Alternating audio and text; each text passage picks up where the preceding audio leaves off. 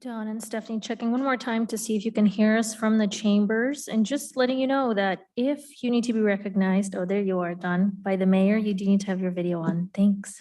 I will. Thank you. Thanks, Anastasia.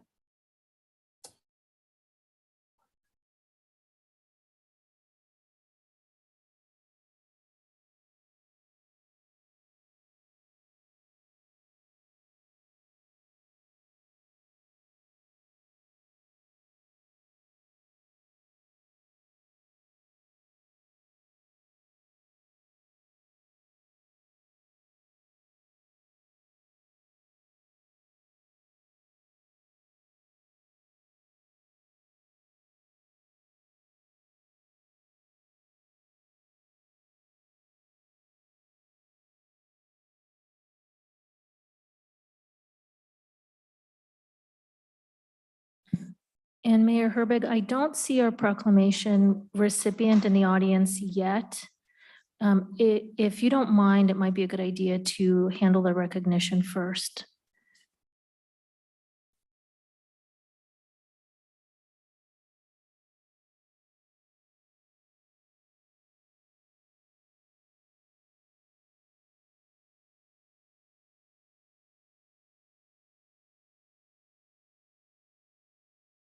Yes, we are. We are returning from executive session. There's no action related to the executive session. We're going to adjourn the special meeting and call the regular meeting to order. Will the clerk please take the roll? Thank you, Mayor. Councilmember Baker. Into the microphone, please. Councilmember Marshall. Present. Councilmember Kugler. Here. Councilmember File. Here. Deputy Mayor O'Kane. Present. Councilmember Shrubnik. Here. Mayor Herbig. Here. If you'd all please join me for the flag salute.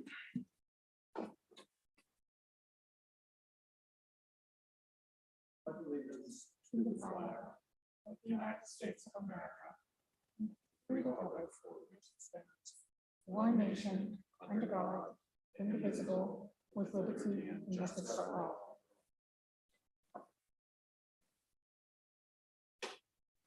Next on the agenda, we have approval of the agenda. I would entertain a motion to flip items, the proclamation with the presentation.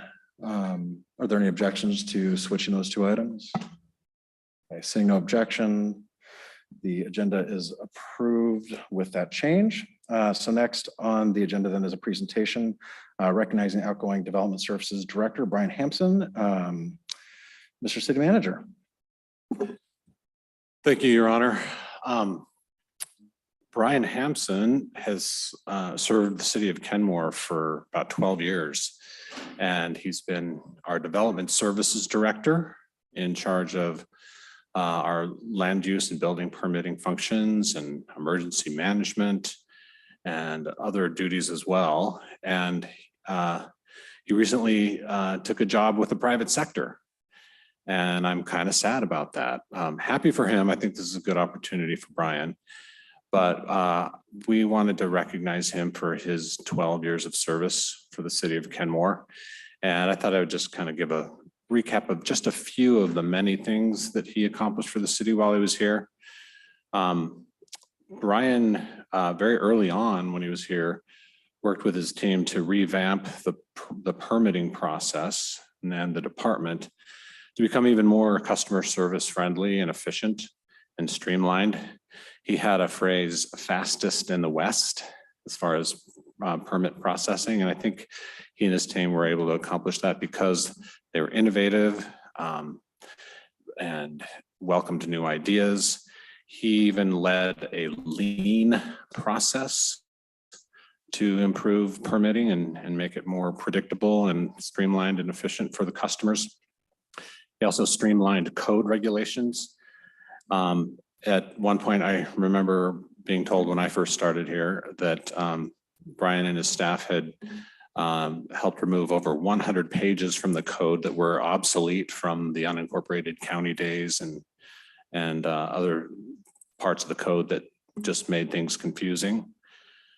And then he included a new permit system that integrated with mybuildingpermit.com and also transitioned to full electronic plan review. So that's where we're at now. Instead of having paper plan reviews and having to submit all these, copies of huge plans, everything's electronic now. And I might add that the permitting department under Brian's team proactively did that before the pandemic. And so we were one of the few cities that were ready to go straight to the full electronic right when the pandemic was happening. Our code enforcement process also was overhauled and made more customer friendly and cost effective. It also now includes a voluntary correction process. And I think one of the things that Brian is most proud of is that when he first got here, he advocated for the residential fire sprinkler ordinance. And the city of Kenmore was on the cutting edge of that issue at the time. But thanks to Brian's efforts and the council's efforts at the time, the city council adopted a fire sprinkler ordinance for single family residential homes. Under Brian's service for the city, there were a lot of high profile projects that were completed. There were many low profile ones as well. But just to highlight some of the projects in Kenmore Village, he played an important role, including the new Kenmore camera remodel and expansion, Spencer 68 apartments, the Link, the Flyway building, the town square and the hangar, the restaurant there on the other side of the town square, and also most notably the lodge at St. Edward State Park. Definitely couldn't have done it without Brian and his team. Also the Brightwater project, the Kenmore portal for the Brightwater project there off of 80th Avenue. Brian established a new emergency management coalition made up of the city of Kenmore, Lake Forest Park, North Shore Utility District, and North Shore Fire District. It's called NEMCO, and that was done under his leadership. And then he's played a key role in the affordable housing initiative, especially lately, including bringing the Shell property to where it is now with the Plymouth proposal. So Brian was a key part of that team. Just a couple of numbers. During Brian's tenure, 1,351 residential units have been permitted and built during Brian's tenure, 1,351. And total valuation of new construction under Brian's tenure, $544 million of new construction under Brian's tenure. So Kenmore definitely has evolved. We're different Kenmore, and that's thanks in part to Brian. So Brian, thank you for all your service. I listed all these accomplishments, but I think the coolest thing is just, you're just a really great person. You're a class act. You're fun to work with. You're a great leader. You built a really good team, a cohesive team. You've also been a really strong contributing member of the leadership team. So do you want to come back and work for us? Please.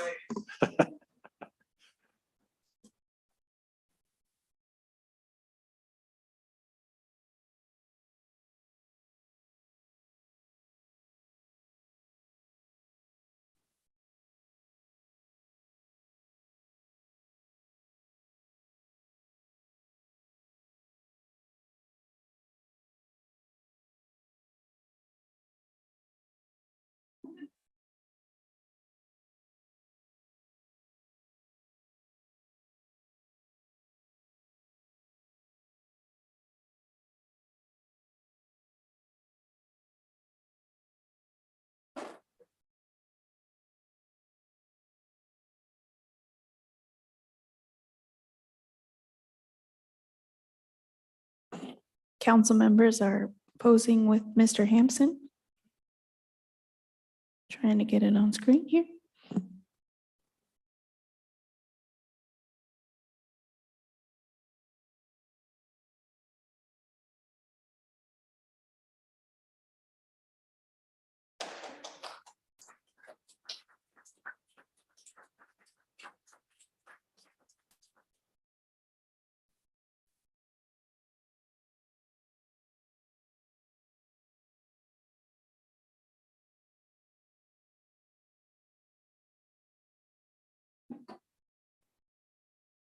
Yeah, do you want to say a few words, Brian?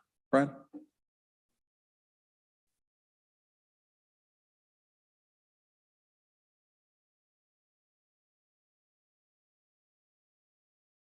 thank you, Rob, and thank you, council, mayor. It's definitely been a privilege to work here for the last 12 years. You know, it's nice working for a smaller jurisdiction where you really get a chance to make a difference and do a lot of different stuff.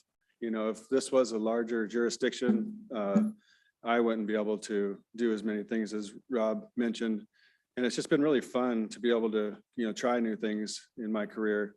And that's probably, unfortunately, what made me a little bit more valuable to the private sector is because we get to dabble in all kinds of stuff. And so it's really been enjoyable over the last 12 years. So I really loved working here and enjoyed this council, enjoyed all of my coworkers and actually the public too.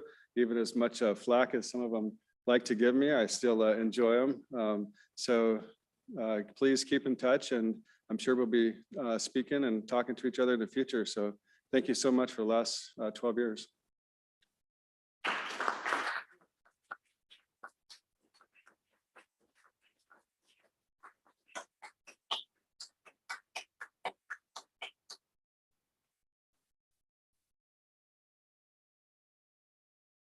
You can say something in public comment, Mr. Michaelman. I don't want to public comments. Is Dr. Byrd available? Talking about Brian, how good he was. And Mayor Herbeck, I still don't see Dr. Byrd in the audience. Okay, I think we need to move on to the proclamation. are you not going to let me talk about Brian, how well he did, Mayor? Is that what you're saying? I'm saying that, no, we're not doing that right now, Mr. Michaelman. We do not. You have time to go ahead. All right. Whereas on January 1st, 1863, President Abraham Lincoln issued the Emancipation Proclamation setting in motion the end of slavery in the United States. And whereas the celebration of the end of slavery, which became known as Juneteenth, is the oldest known public celebration at the end of slavery in the United States. And whereas Juneteenth commemorates African-American freedom and celebrates the successes gained through education and greater opportunity. And whereas on a larger scale, the celebration of Juneteenth reminds each of us of the precious promises of freedom, equality, and opportunity, which are at the core of the American dream. Whereas on May 13th, 2021, Governor Jay Inslee signed House Bill 1016, officially declaring Juneteenth a state holiday and granting a paid day off for state workers starting in 2022. And whereas the Kenmore City Council adopted Resolution 22-381, thereby declaring Juneteenth an official city holiday. And whereas despite over 155 years have passed since chattel slavery was officially ended in the United States, the nation continues to struggle with dismantling the lingering effects of discriminatory systems and structural racism in our country. And whereas the city of Kenmore strives to create a Kenmore where all people feel safe and respected. Now, therefore, I, Nigel Herbig, Mayor of the City of Kenmore, on behalf of the City Council, do hereby proclaim June 19th as the day to celebrate Juneteenth 2022 throughout the City of Kenmore. We urge all residents to join with the City Council in this observance. Any luck with Dr. Byrd? Yes, we're promoting him right now. Okay, great. Thank you.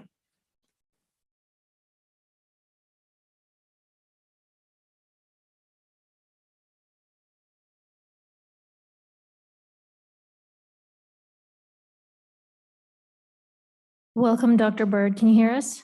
Yes, I can hear you. My apologies. I had a different link, but I'm glad to be here.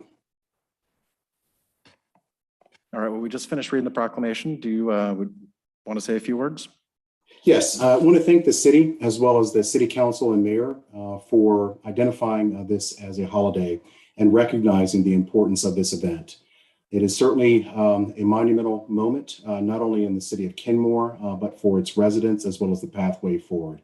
And I'd like to thank each and every one of you for moving ahead in this particular way.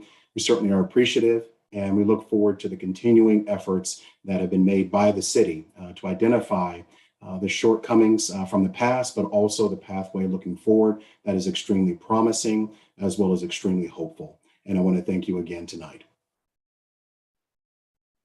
Thank you very much.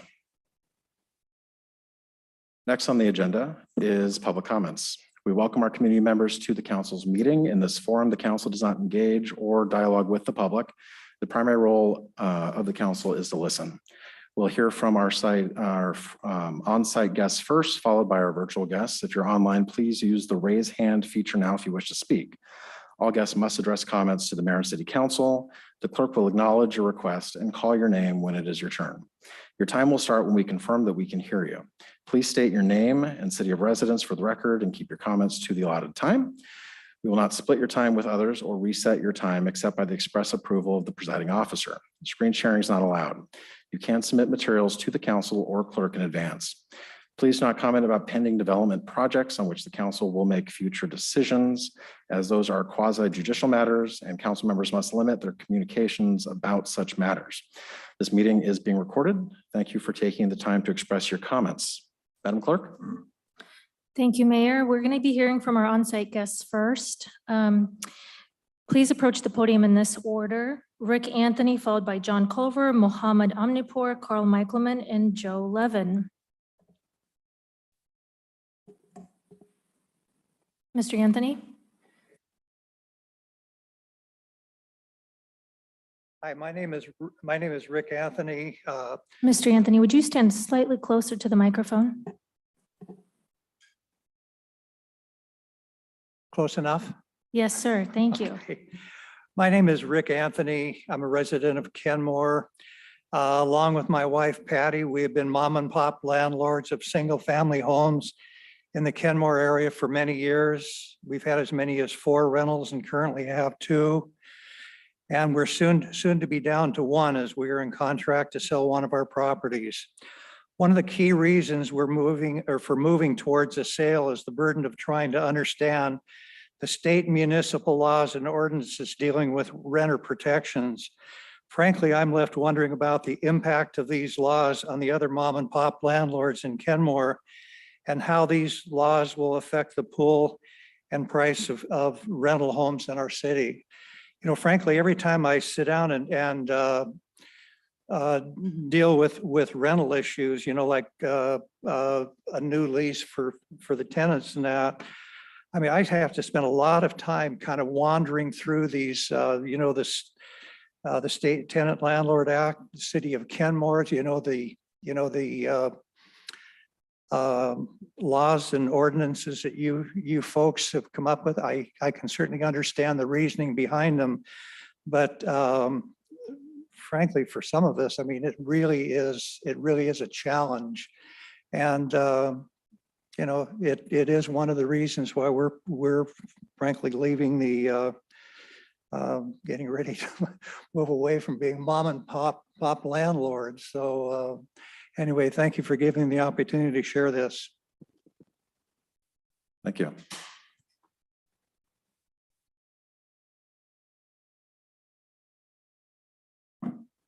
Good evening, Council. I'm John Culver, resident of Kenmore. I want to start with some kudos. I'm excited for the new council priorities, top 3 being environment, affordable housing, and multimodal transportation, and thrilled to see community engagement crack the top 10. Tip of the hat to Councilmember Marshall for adding that to the list of suggestions. I also want to talk about tenant protections, and I think there's a few good distinctions to call out here. There's something to be said for the distinction between smaller mom and pop landlords with a few units versus mega conglomerate corporations with hundreds or thousands of units. I mean, hey, I'm a small business owner, so my heart goes out to the smaller landlords a little bit, but it's striking to me, unfortunate really, that apparently those smaller landlords weren't contacted by the landlord lobbyists before they participated in the council meeting when those votes were taken. Very interesting. Makes me wonder if maybe larger corporate landlords were prioritized, but smaller mom and pop landlords weren't. But either way, to those lobbyists who drove up for Olympia or tuning into this meeting, welcome to Kenmore. That said, data matters here to help tell the story.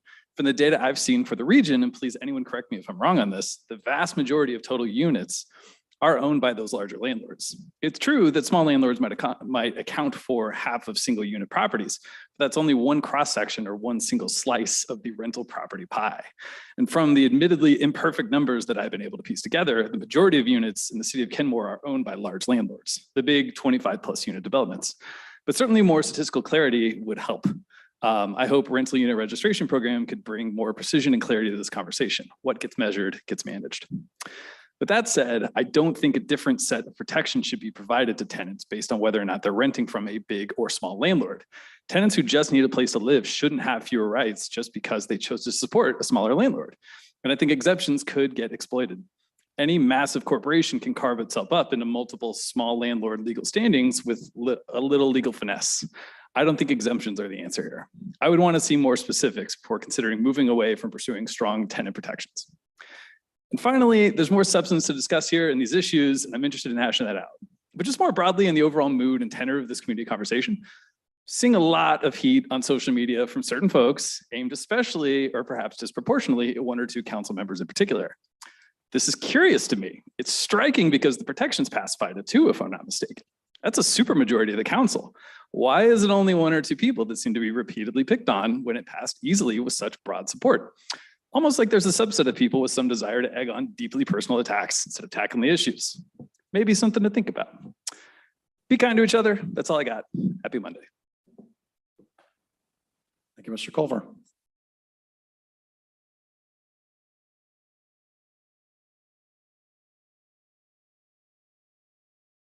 Good evening, ladies and gentlemen. My name is Mohammed Aminpour.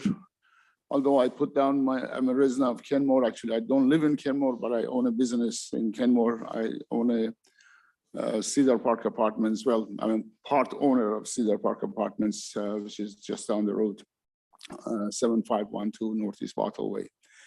And basically, I have the same issues that the other two gentlemen before me talked about, and is, well, in our business, the small owners, well, depending on what you call it small, what you call it big, but our marginal profits are very small. We don't have, I mean, people just see that we collect all the rent, but yes, money comes from this door, goes out the other door.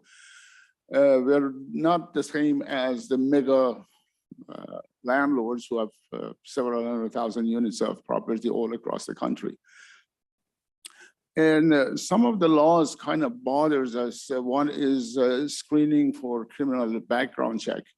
When we first purchased Cedar Park, it was full of drug dealing, prostitution, everything was going on. It took me 2 years, or it took us 2 years to clean it up and really make it right.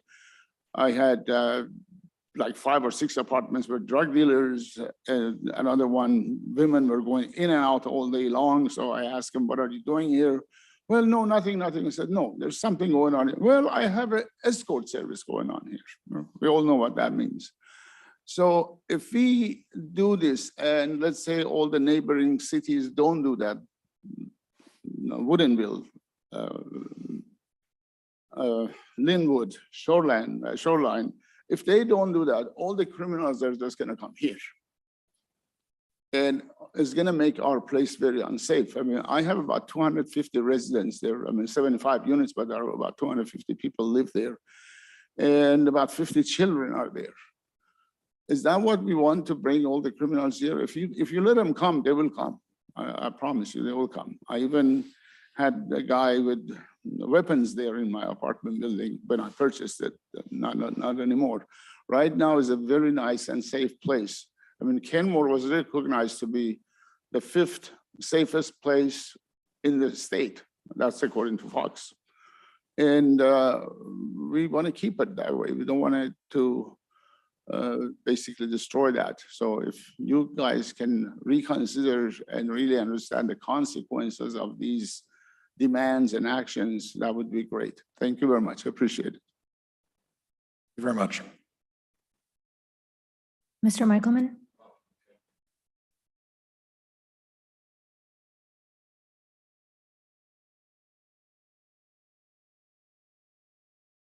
Carl Michaelman, business owner and non-resident. For some reason, we're back around. Nigel, you can look at me because you haven't looked at anybody else while you were talking. What's happening is this council is so self-serving. The approach, no one can approach you. Example with Brian Hamson. Is this a dictatorship, Nigel? Just let me know. At the same time, it just seems like this council is so self-agenda. I got Karina File telling me on Kenmore she's not government assistant. Social Security is government assistant. Health insurance for the state is government assistant. Nigel, you say you listen when you read it? You aren't listening to us. Deborah, as much as I respect you, we can't have a lighting of a tree because you found it very offensive to what's happening in the city for our religion because we're the same religion. Joe, oh yeah, you want to keep the small business because you have a place here. But you and I know we have some differences when it came to the lodge. And Angela, you and I, at least she reached out to me. She sat down and talked to me, something you guys do not do. You're not listening to the public. This tenant stuff is Karina's author because she is in that situation. I asked her, are you taking any money from the city of Kenmore that gave to the low income? You didn't answer that, Karina. Folks, you gotta wake up. I have been involved in this city for over 20 years. And this council is so self-agenda. And lastly, I'm gonna talk about Mayor Baker. He's been really good. He stayed the line. He is staying the line that he has done for years. He's been very transparent, something that this council isn't doing. And Melanie, I'm sorry, but what's happening is you and I have had discussions. When you did the COLA, you said, hey, the Port of Seattle did it. We must give it to everybody else. Folks, we're not everybody else. We come to Kenmore, we live here. Focus on us, not other cities, and listen. Listen to what the community's saying. My voice is very loud right now because I know this city can do better and you all can do better, but you gotta listen to the people. This tenant thing is rent control. I saw in the news today, 26% that increased with the rental, 26% that increased with the rental from last year. And you're going to say, oh, you can only raise your rents in 3 months. Michelman, you're out of Yes, order. Nigel, got it. Thank you. Thank you, Mr. Michelman. Mr. Levin?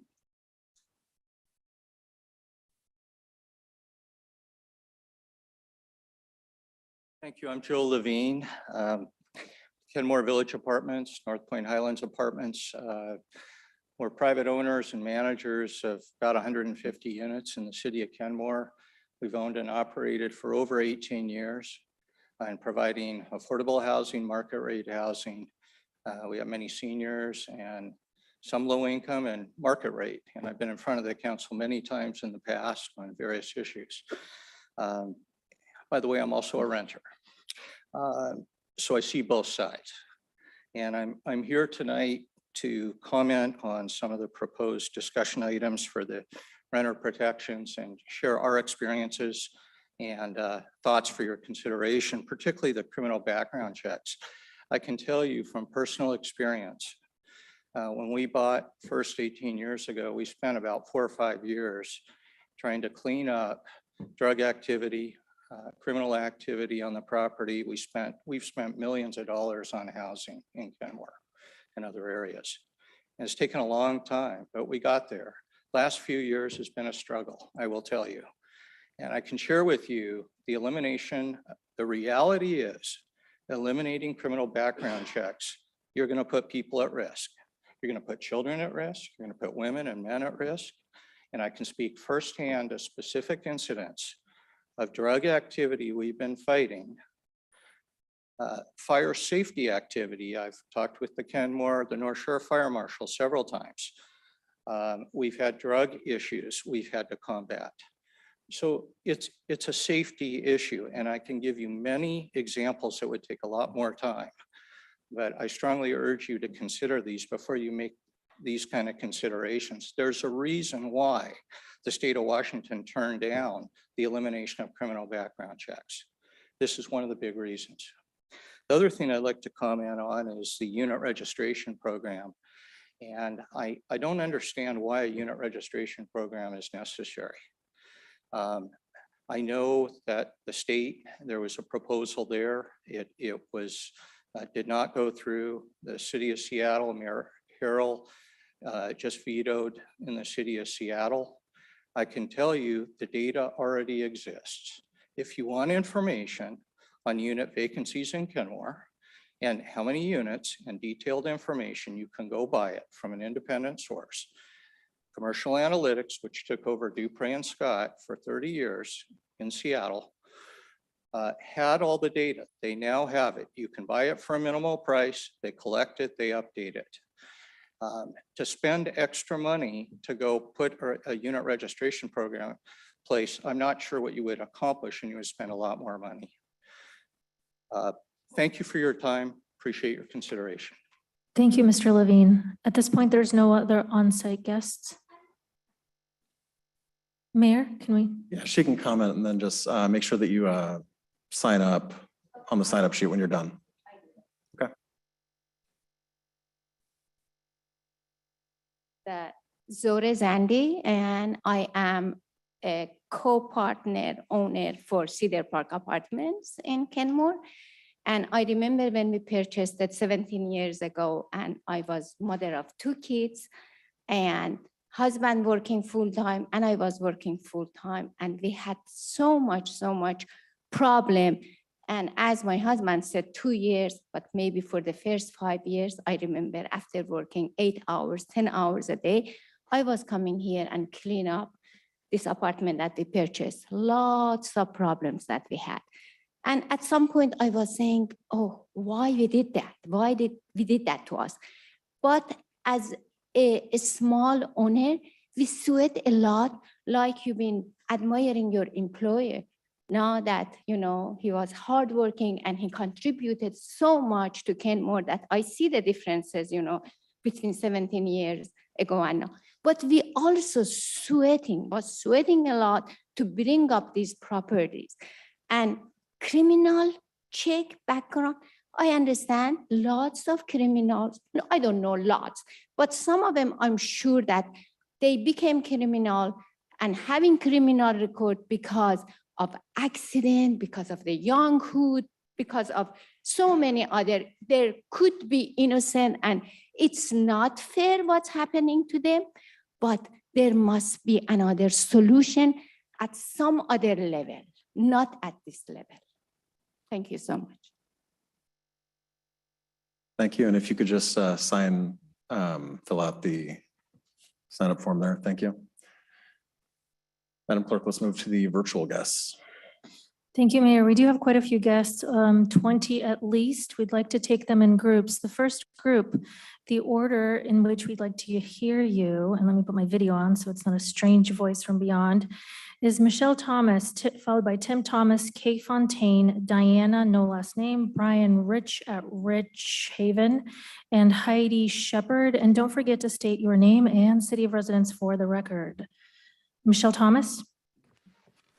Hi, I'm Michelle Thomas with the Washington Low Income Housing Alliance. We are a statewide organization that works on state, local, and federal affordable housing, homelessness, and tenant protection related issues. And I'm here to thank you for your thoughtful work to protect renters and increase housing stability, and to urge you to not add loopholes like the small landlord exemption being proposed by landlords. Although landlords have asked for similar exemptions to state level legislation for many years, the state legislature has consistently rejected it out of concern for the significant loophole it would create. Also, there is not any sufficient public policy justification to exempt certain kinds of landlords. Small landlords are not better landlords, and oftentimes are actually the inspiration for public policies protecting tenants. Further, there's no functional way for a tenant to know or verify how many units their landlord owns. Many landlords, big or small, hold different properties under different LLCs or with different ownership structures. It's not something a tenant can look up, especially given that many landlords hold property in multiple cities and across state lines. Also, tenants who seek to rent single-family homes tend to be renters with families and young children. We are concerned that a small landlord exemption would disproportionately harm renters with young children, while family status is actually a state-protected class due to the acknowledgement of discrimination that families with children often face on the rental market. Additionally, I want to underscore the importance of closing loopholes on state-level tenant protections, such as those that you're considering for just cause. Solid just cause protections are critical in preventing discriminatory and retaliatory evictions and critical for housing stability. Specifically, not allowing landlords to terminate tenancy without cause via a lease agreement is absolutely critical, and I urge you to ensure that this protection is passed. Additionally, I'd like to share more information about a study that landlords are pointing to that they say shows a reduction in rental units in Seattle. First, the data that they point to does not, in fact, show a reduction in rental units. It points to a reduction in the overall number of registrations as required by Seattle's registration inspection program. And the reduction is a small number in comparison to the overall number of rental units in Seattle. Also, there is literally no evidence that the reduction has anything to do with state or local tenant protections. The city department that oversees the inspection program thinks that the reduction in registrations is likely due to COVID-related staffing, outreach, and enforcement reductions. If landlords are concerned about understanding their new obligations, I'd suggest educational programs with the assistance of landlord organizations. In closing, housing stability is a necessary precursor to the prevention of homelessness. Strong tenant protections allow people to stay in their homes and to build their community. They allow children the stability and educational opportunities that come with a lack of school changes. And they help to balance the extreme power differences that are otherwise inherent in the landlord-tenant relationship. Thank you so much for your work to make sure that Kenmore is a city that people of all incomes can call home. Thank you. Thank you, Ms. Thomas. Mr. Thomas? Hi, everyone. My name is Dr. Tim Thomas, and I am the research director at UC Berkeley's Urban Displacement Project and director at the Eviction Study, co-author of the National Academy of Sciences report on the impact of evictions on health and children. And since the middle of last year, I've been advising the White House on eviction trends during the pandemic and across the country. And I've done a lot of work on Washington state, and I am very excited to hear about the policies that Kenmore has been passing because they actually have incredible impact. The work we've been looking at across the nation at the White House, evictions are increasing well above historical averages right now. But the only areas that are not seeing rapid increases are places with strong local protections. Now, right now, there's a huge backlog of evictions passing through the courts, meaning there's going to be a large increase in evictions over the next coming year. We're not really sure if or when evictions will actually fall back down to historical averages. It may stay a lot higher. It's unclear. But among the most evicted are households of color, particularly households with single parents and female-headed households with children. And based on my research, I'm not really convinced that policies force landlords to sell, but rather it's a complicated mixture of market dynamics, which actually probably prevents new small landlords from participating in the rental market, landlords retiring, and also large corporations buying up a lot of properties. Recent research from the University of Washington also found no significant relationship between tenant protection laws leading to small landlords selling properties. And, you know, the policies only seem to play a role in landlord sales in the eyes of a lot of the lobbies trying to stir fear. They talk a lot about rule breaking, but in reality, over 90% of evictions are due to falling behind on rent, not because of rule breaking. And granted, you know, there definitely needs to be some laws in that, but I think that it's important to really understand that a lot of households, particularly because the pandemic, are facing a lot of costs because the economic crisis that the pandemic created. Nationally right now, median rents increased 23% since January of last year.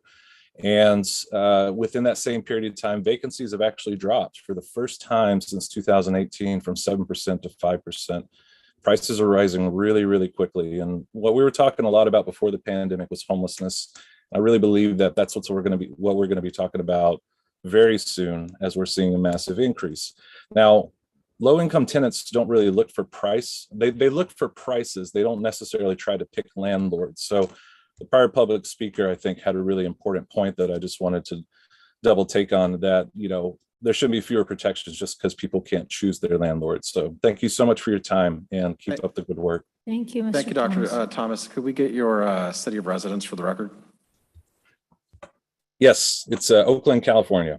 Thank you very much. Thank you. Kay Fontaine.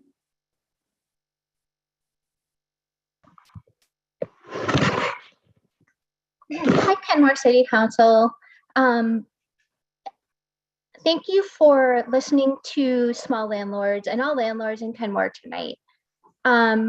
We have some good news. We met with Ms. File today, and we feel that we've been acknowledged, that that our concerns have been heard, and we've been invited to become some stakeholders. A little late to the party, but we're still invited in the discussions regarding tenant protections. Let me just state my case here. I am not against tenant protections, but what I am advocating for is a more balanced approach to tenant protections, something that doesn't put landlords, and not just small landlords, any landlords. You've heard people in the audience tonight with larger housing providers who also want to be part of this conversation. This is the right thing to do for Kenmore, not just for those most in need, but for people who will be directly impacted by this legislation. We all need to hear a voice. We all have a voice and we all need to be heard. And just for the record, I hear that we have some very esteemed and professional people commenting tonight about the data that we're bringing forth. Data can be construed any way you want, but again, we brought 3 Seattle landlords here to City Council. You heard them. There's hundreds of small landlords in Seattle who are struggling under the current tenant protections. It's not, these are the voices behind the data, okay? And a lot of people do care about tenants. It's in our best interest. So please continue to listen to us. And I personally will hold you responsible for giving us a fair voice in this conversation. Thank you so much. Thank you. Diana? Unmute. Hi, this is Diana Moore, and I live in Kirkland. Can you hear me? We can. Okay. I'm a licensed real estate broker, and I have been a landlord as well. And I'm still struggling from being a landlord due to COVID and tenants not paying and that kind of thing. But I've heard about these measures. I'm concerned that they're not considering the landlord needs in this. And as you know, these measures will be moving on to other towns. And, I just hope Kenmore stands up and does what's best for everyone, all the community. The word on the street, as far as Seattle goes, is most landlords small landlords don't want to be there anymore because the laws are just too tough to deal with. I even sold a condo down there myself due to, a tenant moving out, and, they were just done with it. So the owner sold the property. That's pretty much it. Thank you. Thank you, Ms. Moore. Brian Rich at Rich Haven, followed by Heidi Shepherd. Good evening, Mayor Herbig and council members. Thank you for your time and your consideration of tenant landlord protections. My name is Brian Rich, and I reside in the city of Seattle. I own one investment property in Kenmore. It's a condominium, and it is leased out to a tenant. My wife and I have been what you might call accidental landlords for about 12 years when our primary residence, we moved and our primary residence did not sell. We were then forced into a situation where we had to rent it in order to pay for the mortgage. Subsequent to about 9 years of tenants in the house. We had to completely remodel it because they destroyed the place over time. My wife and I are not big investors. We have one property, and we own it with the intent of developing retirement savings through growth in the property value, not through exorbitant rents. We ask for just enough money to cover our expenses for our unit. I support Kay Fontaine's call for balanced protections between landlords and tenants, and also for having a voice in this process and these deliberations. Tonight, I'd like to speak real quick to two of the protections under consideration. The first is number 6 about persons with disabilities. Looking at me, you wouldn't know that I'm a person with a disability. Would you expect me not to be responsible for the place that I sign as a fully functioning adult? I should think not. And so I think there should be some consideration of adjustment of the language of that particular topic to potentially preclude mentally incapacitated or diminished people's ability to be responsible for the commitments that they make. Second is topic number 7 regarding the criminal background screening. Our condominium is in a community with a bunch of older residents, and we are responsible in many ways for not just protecting our own property, which we want to do, but we also need to protect the fellow residents of our community. So I am not in favor of background screening as a precluding background screening, I should say. I think background screening is a valuable tool for selecting appropriate tenants. Thank you again this evening, and I appreciate your time. Thank you. Heidi Shepard, followed by Dan Troyan, Stacy V, Randy Banneker, Devin Glazier, and Tamara Piven. Good evening, Mayor Herbig and council members. My name is Heidi Shepard, Board President of the North Urban Human Services Alliance, otherwise known as NUSA. I'm here tonight to support the ordinance of renter protections passed by the Kenmore Council, particularly from the standpoint of housing stability in 3 areas. First, I'd like to speak to just cause. The ordinance speaks to protecting renters from being evicted without reason, particularly if they are on fixed-term leases. When their 1-year lease expires, for example, fixed terms are sometimes replaced with month-to-month leases, and sometimes with higher rents. Just cause closes this loophole. It also protects renters from being evicted for retaliatory or discriminatory reasons. Just cause is basic and fair protection. The second point is the protection for children that the former speaker just mentioned, where children, when they turn 18, are sometimes made to sign on to their parents' lease. If the parents are later evicted, the child also carries the stigma of eviction on their credit reports, even though they were not in charge of the family. As a volunteer at the Shoreline Community Court, I see the impact of poor credit for accessing housing, purchasing a car, becoming employed, or securing some educational funding. And I see this every Tuesday from 1 to 4. The third concern, and kudos, is the current state of affordable housing rentals for individuals and families earning lower incomes.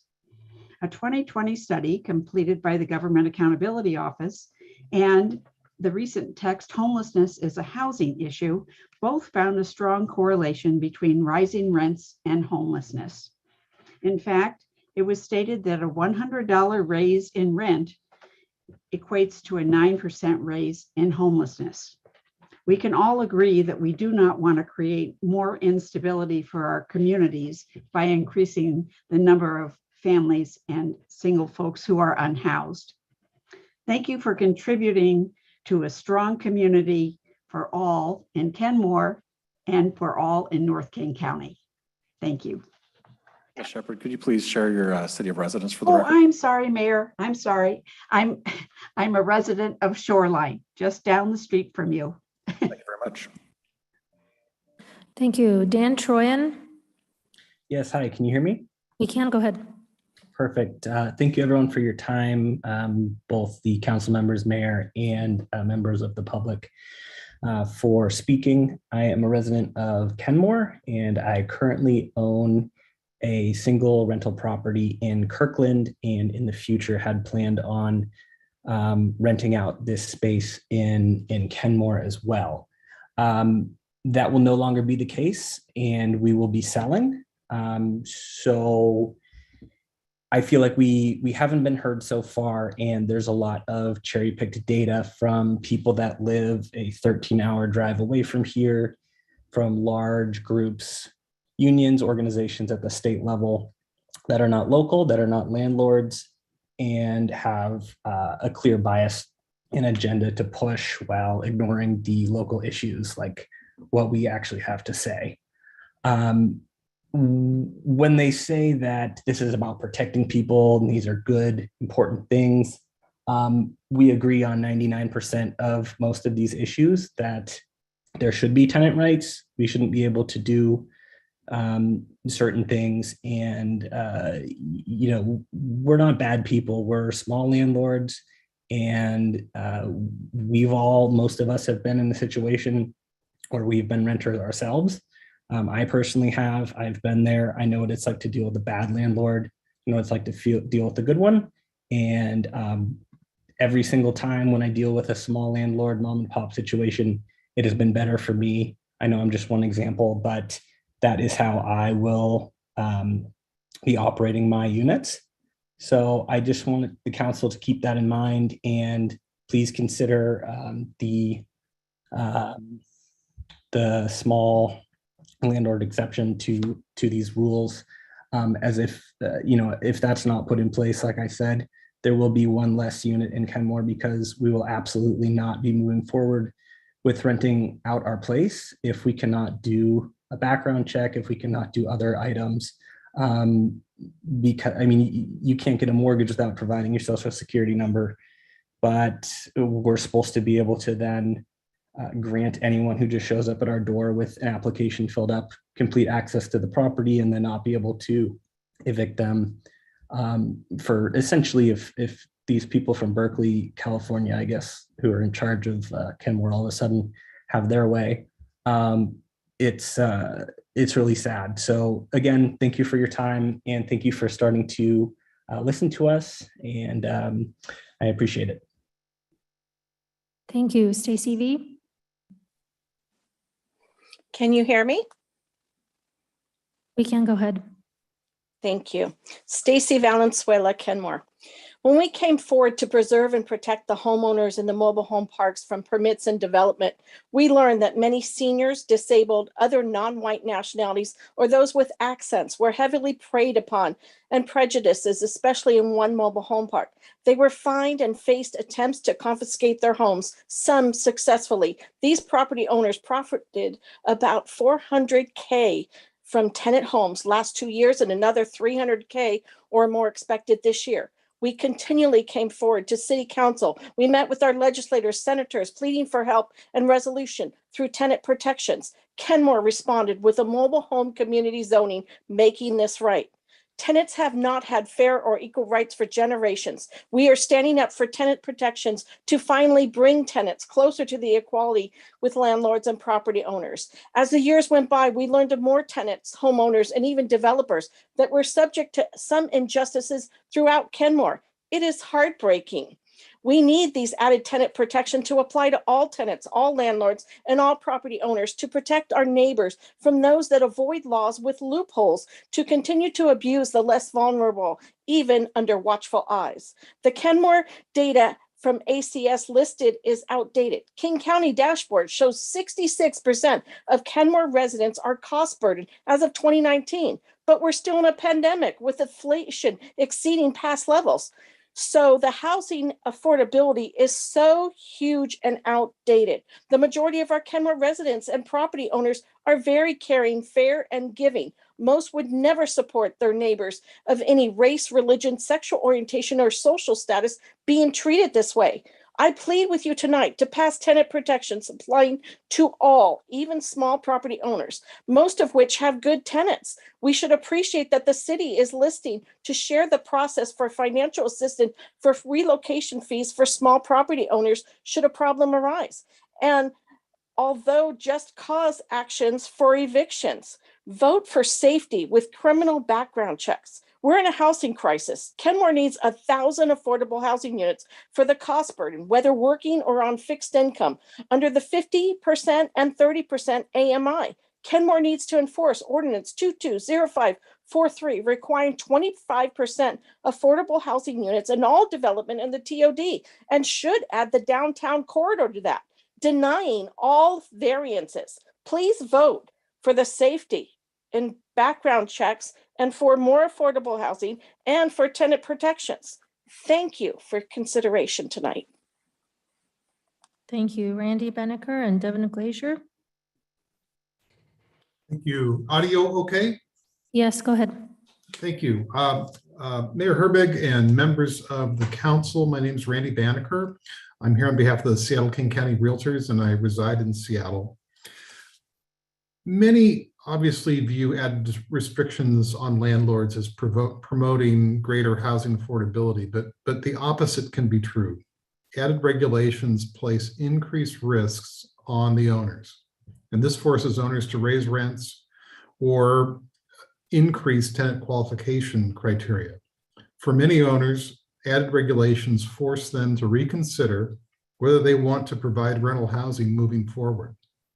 A pre-pandemic Seattle rental housing study conducted by the University of Washington reported that about 40% of landlords have sold or plan to sell property in response to city ordinances governing the housing market, with long-term landlords and those managing a large number of buildings especially likely to report that they plan to sell. And I suspect that number has grown during the pandemic. For small landlords, which many of our members work with, they own 1 to 4 units. Those are the folks offering that natural affordability in Kenmore. They're also the ones that are offering family-sized units, whether they're single-family detached homes or they're condos. If you push them out of the market, those units will be sold for sale. They'll go at market rates, and they will not return in an affordable manner into the rental market. I'd ask you to proceed cautiously on added regulations. You've already adopted a significant package. I'd encourage you to contemplate the exemption for small landlords. They are different. Their transactions, when those units are bought and sold, they're residential transactions, are not commercial. They are different. I appreciate your time tonight. Thank you. Thank you. Devin Glazier. Hey, how's the audio? Great, go ahead. All right, thank you, Mayor Herbig, Council. My name is Devin Glazier. I reside in Seattle, but I'm actually calling here in my capacity as a tenant attorney. I provide defense to a lot of tenants when they're facing potential eviction or otherwise crisis with their landlords. I think most tenants are good tenants, most landlords are good landlords, but that's really irrelevant because we pass laws to protect people when they're at their most vulnerable, to make sure that they are not being abused or otherwise taken advantage of. And so if we're going to exempt people based on how many investment properties their landlord owns, we're really leaving tenants vulnerable when they need protections. Tenants have no real knowledge of how many properties their landlord owns. They have no way to look that up. And everyone deserves these baseline civil protections of their house, their home, where they live. I also want to speak specifically to the need to close the just cause loophole. The state passed a pretty nice bill that says that everyone has the right to renew a lease unless there are very specific reasons to end it. Unfortunately, they left a pretty large loophole where if the term of the lease is a year or kind of larger, the tenant never gets that protection. With that, I'm seeing a lot of landlords, not the good actors, charging really high month-to-month fees or otherwise finding ways to force the tenants into year-to-year leases. They never have the right to renew their lease. And the right to renew your lease is great. Like that's how you stay in your community. Your kids who go to school there, you want to stay in the same neighborhood, et cetera. So making sure that everyone who's a tenant here and a voter here has the right to stay here is really powerful. Just to keep on adding to this great package here, because I support all of the components, making sure that children and people with disabilities are not saddled with their parents' eviction records. I also, as a defense attorney, work with a lot of tenants who have an eviction in their past, or perhaps have like a sibling or a co-signer who's evicted in the past. Once you have an eviction on your record, you have a scarlet letter, you can never find housing. So people who, may have not been evicted themselves, but someone in their family has, but they were on the lease, they end up homeless potentially for life because no future landlord will rent to them. So in terms of making sure that children are not marked with the sins of the parents, that's a really great addition. And then in terms of prohibitions on criminal background checks, just to tick through the list, it's a background check, right? It's by its nature historical. Housing is a current need. It's a very real human need to have. And so I think it's really important that we say that once someone has, gone through the criminal justice system, they've served their time, they need a house. And so we shouldn't discriminate against them based off things they've done in the past. Thank you. I really appreciate your taking your time and taking this very seriously, and I'll yield the rest of the time. Thank you, Mr. Glazer. Tamara Piven, followed by Voiceover Training Studio, Catherine Nyden. If you still wish to speak, please raise your hand. Rob Beam, Dakota Rash, Matthew Halls, and Paul Lee. Hello, my name is Tamara Piven. Can you hear me? Yes, go ahead. I'm a resident of Linwood, Washington, and I'm also a member of the North Urban Human Services Alliance that serves North King County. I understand there is a concern about the recently passed ordinance regarding background checks. I am here to share my experience with background checks. As an employee with Center for Human Services, I process Washington State Patrol background checks and found them very easy to do. First, I had an account set up with the Washington State Patrol. To do a criminal background check, I insert the name of the person, their birth date and gender. I do not need their social security number. It takes not much more than 20 minutes to run a report. The website is http://watch.wsp.wa.gov. Thank you for your time. Thank you. Voiceover Training Studio. Hi, can you hear me? We can. Hello, my name is David Dorian. I'm a resident of Kenmore. I want to share, obviously, what most people are sharing about this evening, that the issue in front of you tonight is about affordable housing, and really only affordable housing. It's not about vilifying or villainizing any group of residents. It's about helping residents who have less to gain a measure of housing affordability and security. And per the regional affordable housing plan for this area, not for anywhere else, for this area, cities are encouraged to adopt renter protection ordinances where appropriate. The ordinance previously adopted and the other measures proposed this evening are appropriate. When speaking with renters in Kenmore, by engaging them door to door last week to share information on their rights, which they don't get easily, roughly 1 in 4 said they were being forced out by unaffordable prices. Roughly 1 in 10 said they were actually already in the process of moving away because affordability has already become untenable.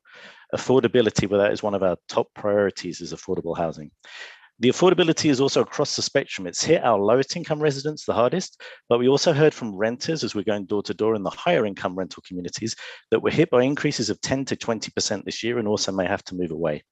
Yes, both renters and those who provide housing are struggling with the economy and the effects of inflation, but it is reasonable to set standards for how businesses, both large and small, that provide housing pass on the costs to those renting for them, because the impacts of not doing so weigh much more heavily on the renters than regulations do on landlords.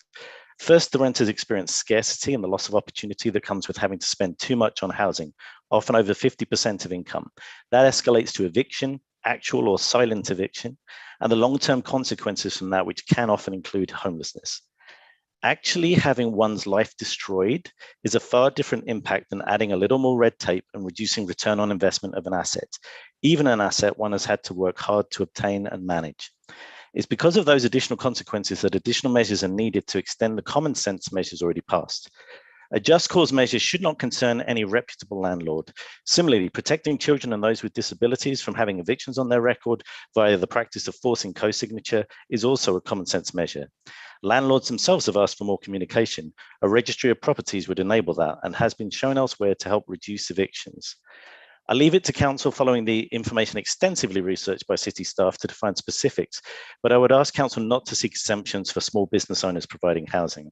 For one thing, most of the measures are ones we would want every business to adhere to, but also small business owners could be more at risk from some items like PII from having social security numbers without data security.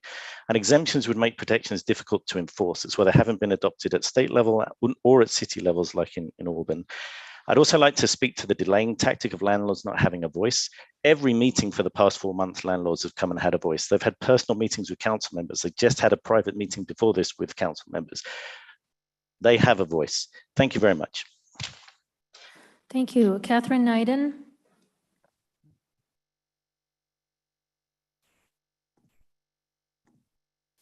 Good evening. My name is Catherine Neiden, and I'm a staff attorney with the Housing Justice Project. I represent tenants in eviction proceedings in King County. I'm here to support all of the tenant protection measures being considered by the City Council, but want to focus in particular on Kimmer's potential adoption of its own just cause ordinance.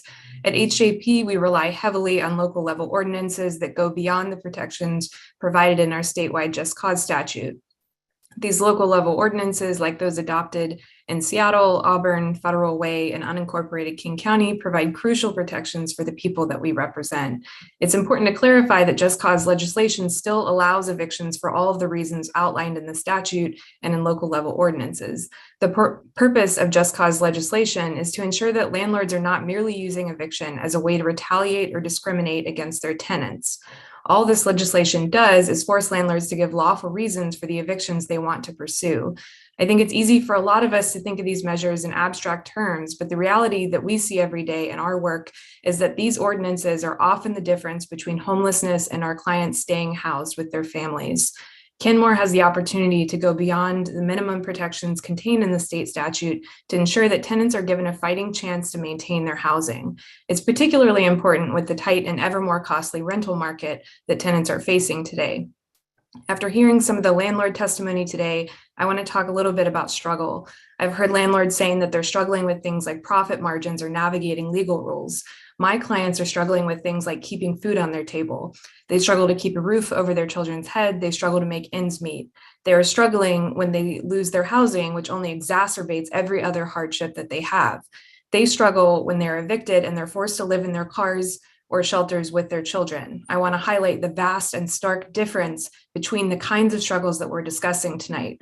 My clients are the ones that have a hard time being here, and I worry that their voice is not heard. I encourage the council to continue working towards making the fundamental and basic human right of housing a reality.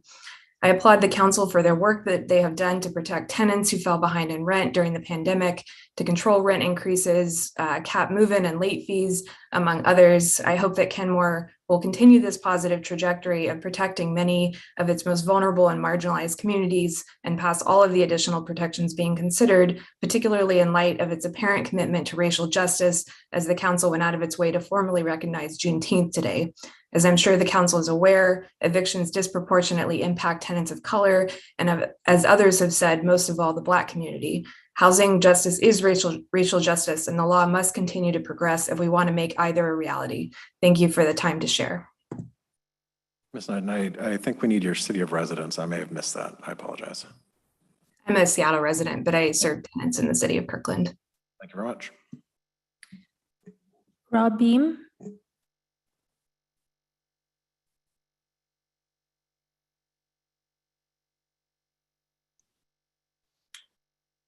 Good evening, Mayor, Council. My name is Rob Beam. I'm a board member of North Urban Human Services Alliance, and I reside in the city of Seattle. I want to come tonight to share a perspective on these regulations and to speak to the narrow point of exemptions for small landlords, which NUSA does not favor. We share your goal, both in the legislation you've adopted and in your council goals of providing affordable and stable housing.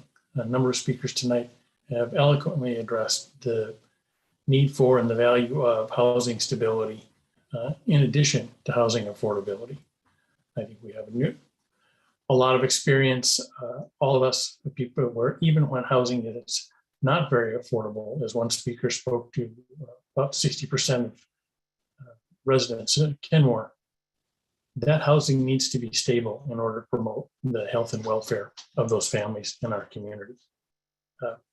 We view the legislation you passed and the regulations you're considering really as public health standards. And as public health standards, they should apply to all people.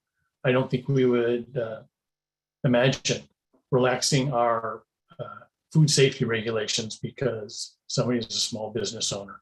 And I think the same applies to a small landlord. Yes, it's added responsibility. And I think that's one of the things we must balance when we have housing that's a product of our private market. It's a privilege to be able to participate in that, and I think there's some responsibilities that go with it.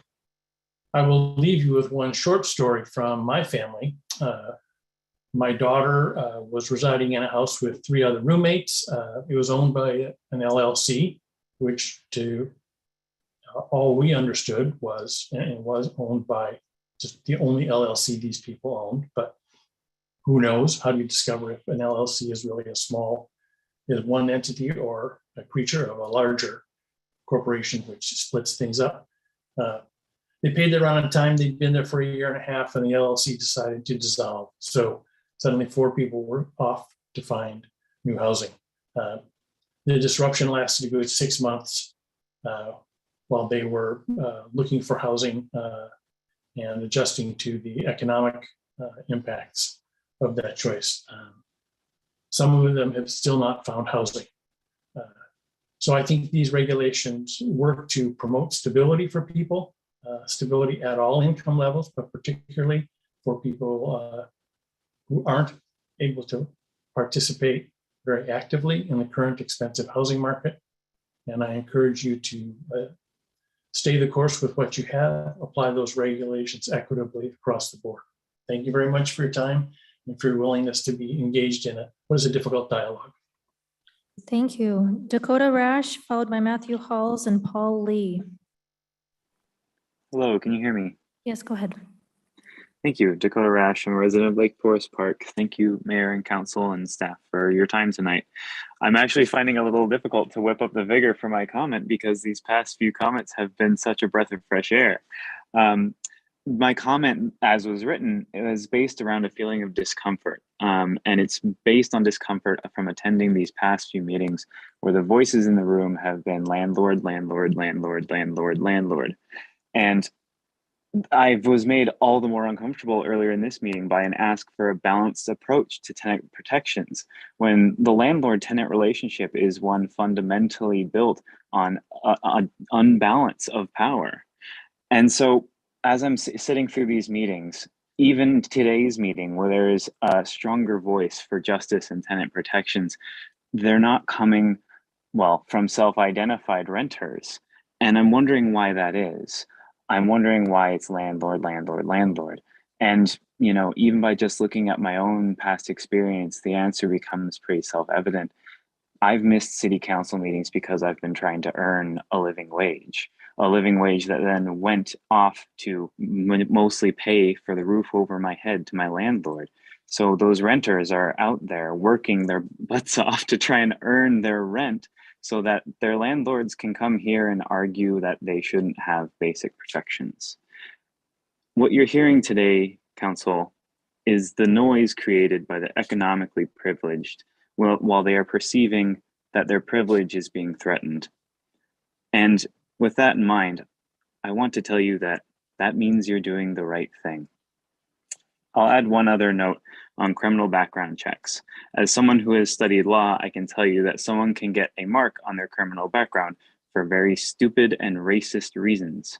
Requiring that then for housing perpetuates a cycle where economic injustice creates social harm, which is then beaten down and creates a criminal background, which then creates more economic inequity, rinse and repeat. So I commend you for creating the renters protections you have, and I wish for your strength through the oncoming tide of comments. Thank you. Thank you. Matthew Halls? Yes, can you hear me? Yes, go ahead. Okay, thank you for listening tonight, Kenmore City Council. My name is Matt Halls. I'm a resident of Bothell, but a landlord in Kenmore. So I've heard a lot tonight, so I'm going to change my approach a little bit as well. I have a single family home in Kenmore, which I rent to a small family with 2 children, which I've heard other people say that that doesn't happen. And it's been a very stable house for them. They've lived there 3 years and just signed a 4th year lease. And we provide them rent way cheaper than, it's a 4-bedroom house, and it's cheaper than a 3-bedroom apartment in Kenmore. Now, if we don't get exemptions, like other people have said, it's just clear I'm going to sell. Like, there's no reason for me to look at Kenmore. I'll find other alternative cities. And I want to be clear, like my position, which we've shared in the small landlord group, is that we're not opposed to these ordinances. We want a balanced approach. The landlords have been villainized, both on social media and by the city council. One of the council members even said that landlords can afford to lose money, but tenants can't. The small landlord is an important part of the rental ecosystem. From recent surveys, tenants overwhelmingly prefer to rent from a small landlord versus a large corporations. There's several challenges that are facing the small landlord option for renters. One is that a lot of the 30% of the houses this year have been bought up single family by financial institutions and hedge funds. That population of these houses that are owned by small landlords is shrinking. The increasing difficult tenant right ordinances are also making the process of renting out your single home or ADU harder. If we're not careful, we'll see the extinction of the small landlord in this market, and it'll be dominated by large faceless corporations, which will not be giving breaks on rent. Is that what Kenmore wants? Also, especially for the new set of ordinances, the criminal background check seems like a really bad idea to me. I mean, you're also trying to encourage ADUs. How do you expect people with ADUs to do this? Think about what we're asking. Let's say we have a 60-year-old widow that is trying to rent out a room in her house. Now we're asking her to do a criminal background check and then make a judgment call on the criminal offense and decide if she wants to rent the room or not. And if she decides to, what happens if she's attacked or killed? Do you think, is the city council ready for lawsuits that'll come out of that? In general, I feel like we should slow down on any new measures until we understand how the existing measures are playing out with the community. Unless the goal of the council is to not have ADUs and small landlords in Kenmore, as that is the direction things are heading. Thank you for the time. Thank you, Mr. Halls. Paul Lee, followed by 9 additional guests: Tram Tran Larson, Miriam Clithers, Daniel Bannon, Kay, CLS Local, Zoom, Janet Hayes, Emma Chang Montoya, Carla Juliana Pooley, and Rose Zhang. Mr. Lee? Yes, can you hear me? Yes, go ahead. Okay. Good evening. My name is Paul Lee, and I'm a small landlord in Kenmore, and I'm asking for the council to exempt small landlords who own 1 to 4 rental units from Ordinance 220545 that was passed at the end of March this year. At the onset of my activism against this ordinance in April, I needed the exemption for my own needs, but I no longer need this as my situation has changed. However, I now consider this to be my personal civic duty to fight on behalf of the future of the Kenmore community that I love. As an area resident for the last 26 years, after what I learned in the past 2 months, to mitigate the same disaster to come to our area from Seattle. What did I learn? There's quite a bit of glaring evidence as to why this needs to be repealed for the small landlords, but here's some highlights from my email correspondence to the council that I sent last Friday, and that I've also shared on the Kenmore Neighbors group on the Facebook as a matter of public record. Firstly, I was shocked to learn that Kenmore Council has no data, I repeat, no data on just how many rental units are owned by landlords in Kenmore, yet have made such broad sweeping changes with these rules. It is assumed that the council thought that figure was relatively small, but according to statistics provided by HUD and the National Association of Realtors, that figure is 48%, nearly half. Half of all rentals in Kenmore are most likely owned by a small landlord. And while small landlords are not small in numbers, many work so independently that the overwhelming majority of us are not grouped into an organized constituency, which is why the politicians ignore us, as the evidence is paralleled here in Kenmore from Seattle, where the city commissioned UW Housing Choices public engagement study showed that 89% of the small landlords surveyed said that the landlord perspective is not considered by city officials. As such, the same study showed that 40% of the landlords said that they would sell their rental properties if legislation was targeted towards them, and 3 to 4 years later, they made good on their vow with a net loss of 11,500 rental units in less than 1 year from May 2021 to April 2022, while the previous 3-year period from 2018 to May 2021 showed a surplus of 4,500 rental units. Seattle passed these measures in June 2021. Furthermore, the study also showed that more than 2/3 of renters out there wanted to rent from small landlords and not live in apartment buildings with corporate landlords. So this isn't just a matter for landlords, but something that basically and eventually impacts the entire community adversely. And these are the existing data. Everything else is conjecture, even if it comes from some professor in Berkeley, 1,000 miles away. So legislation should be based upon real data as opposed to conjecture. Thank you very much. Thank you, Mr. Lee. Tram Trent Larson. Good evening. My name is Tram Trent Larson and I work at the Housing Justice Project. We serve tenants around King County that are facing eviction. We're hearing the same rhetoric in Kenmore that we heard in unincorporated King County last summer. And every time any single piece of legislation that is introduced around the state, even if it's just a minor fix to an existing law, there is not data to support the claim that landlords are fleeing the market due to renter protections. In fact, what has been happening is landlords are threatening us that they will do this because they're not getting what they want. And their behavior is enabled because of a booming housing market that allows them to flip their investment for a hefty payout. Being a landlord is a business decision, which comes with responsibilities. Renters do not get to opt out of following the law without facing eviction. We do not expect school curriculum to stay the same forever because students don't want to learn new things, or your employer to stop thinking of ways for the company to improve their services because employees just don't want to take more trainings. Medical professionals can't refuse to learn safer techniques. The ones that do are liable for malpractice and leave the field. So why is it reasonable for landlords to demand that the law stay stagnant because they don't want to learn? In what other scenario do we legitimize that excuse? People do not need landlords, they need housing. So are you housing providers or are you hoarding the housing stock? I think what we've been hearing tonight is a great example of small landlords who are fear-mongering to get what they want and using coded racist and discriminatory language. Small landlords are some of the worst that HJP sees. Everything from turning off water to harassment and assaulting tenants. I wish these were rare occurrences, but they're not. Tenants should not be left vulnerable because their landlord is a privileged individual rather than a corporation. The protections in this ordinance, though, aren't new. Other jurisdictions have adopted it and more, and there are still rentals on the market. I do want to thank the Kenmore City Council, though, for consistently standing up and setting an example for other small cities to protect their most marginalized residents. Thank you. Mr. Trent Larson, we need your city of residence for the record, please. Sorry about that. I am in Seattle. Thank you. Miriam Clithrow.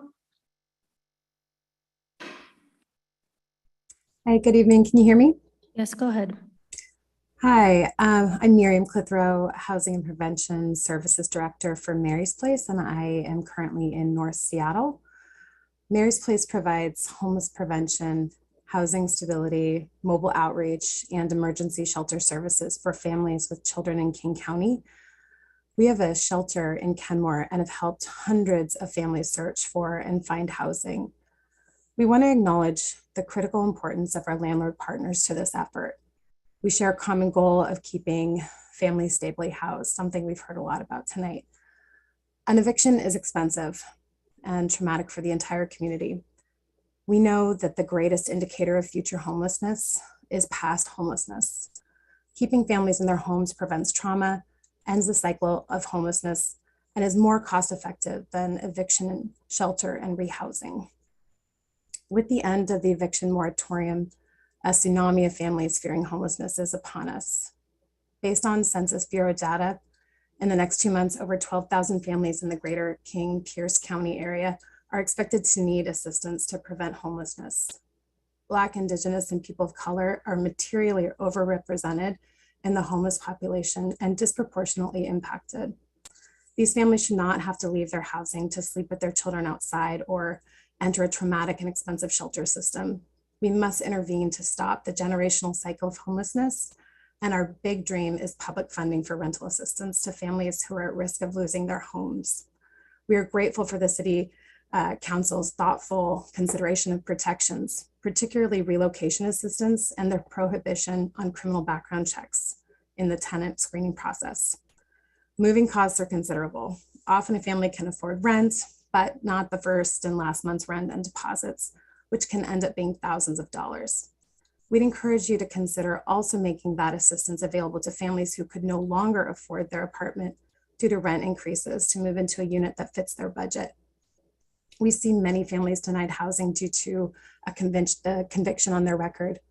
We know that our criminal justice system has challenges and that Black and brown folks face criminal charges at a disproportionate rate. Many lack access to representation and their day in court, and as a result are unable to find housing for their families. As a result, they're unable to find housing, and that impacts them for a long, long time. I'd like to thank you for your leadership and the opportunity to share the experiences of our family and housing specialists. And thank you so much for your time. Thank you. Daniel Bannon.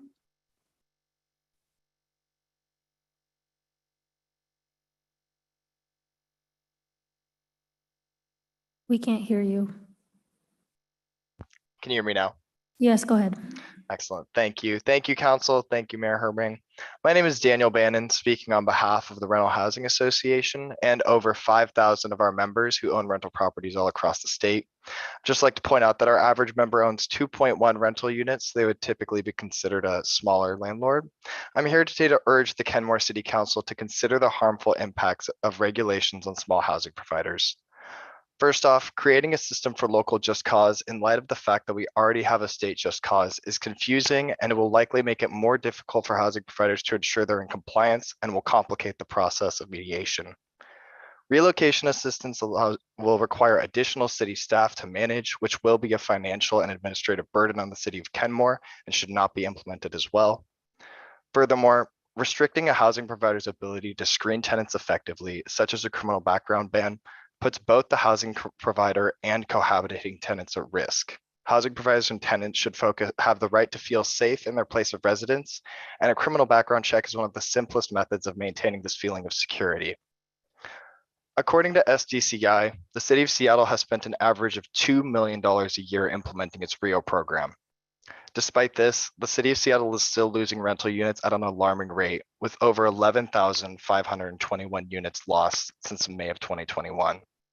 This is not an insignificant number, resulting in nearly an 8% drop in rental units in Seattle. This has not been a sudden drop either. It has been a steady decline taking place over the past few years. Seeing a consistent lapse in registration is no fluke, but it is showing us a worrisome trend of reduction in housing stock.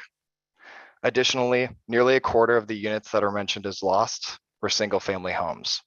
I speak with our membership in Seattle on a daily basis, and every member who has told me they are selling their properties are selling them due to excessive regulation and administrative burden as a result of the city's practices. Please do not implement a system that has already proven to be a significant burden on both housing providers and the city, while not being fully effective. We need more housing providers and more housing stock, not less. And we must stop driving small, affordable units out of the city of Seattle. I see the rest of my time. Thank you. We lost KCLS, but I'm wondering if Denise Bugalow, that's you? Denise? Yes, it is. Okay, go ahead. Okay.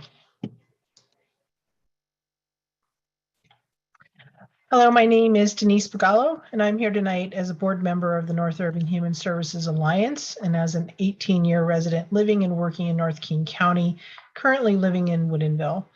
Thank you for your critical rental protections that you've passed so far to improve housing access, equity, and stability in Kenmore.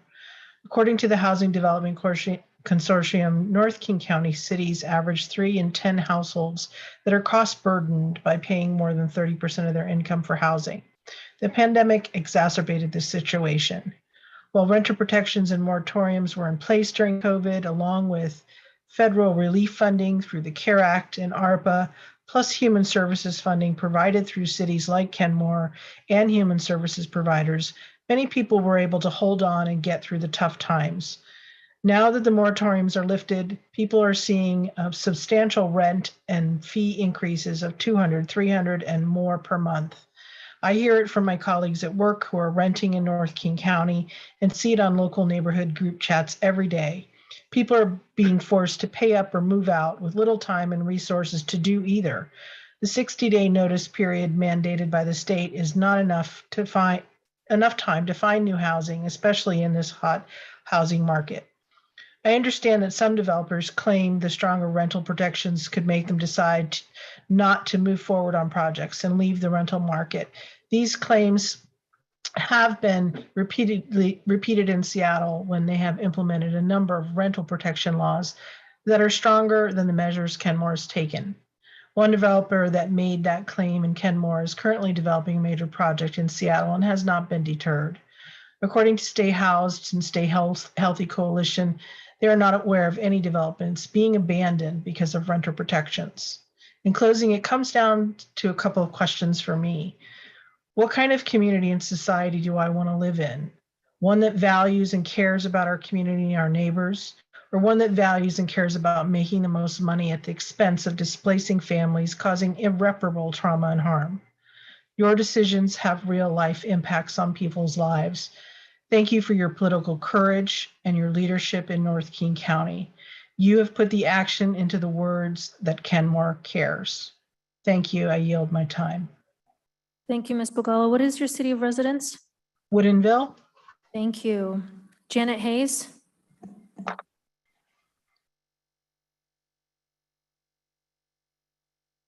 Ms. Hayes, can you hear us? Janet Hayes?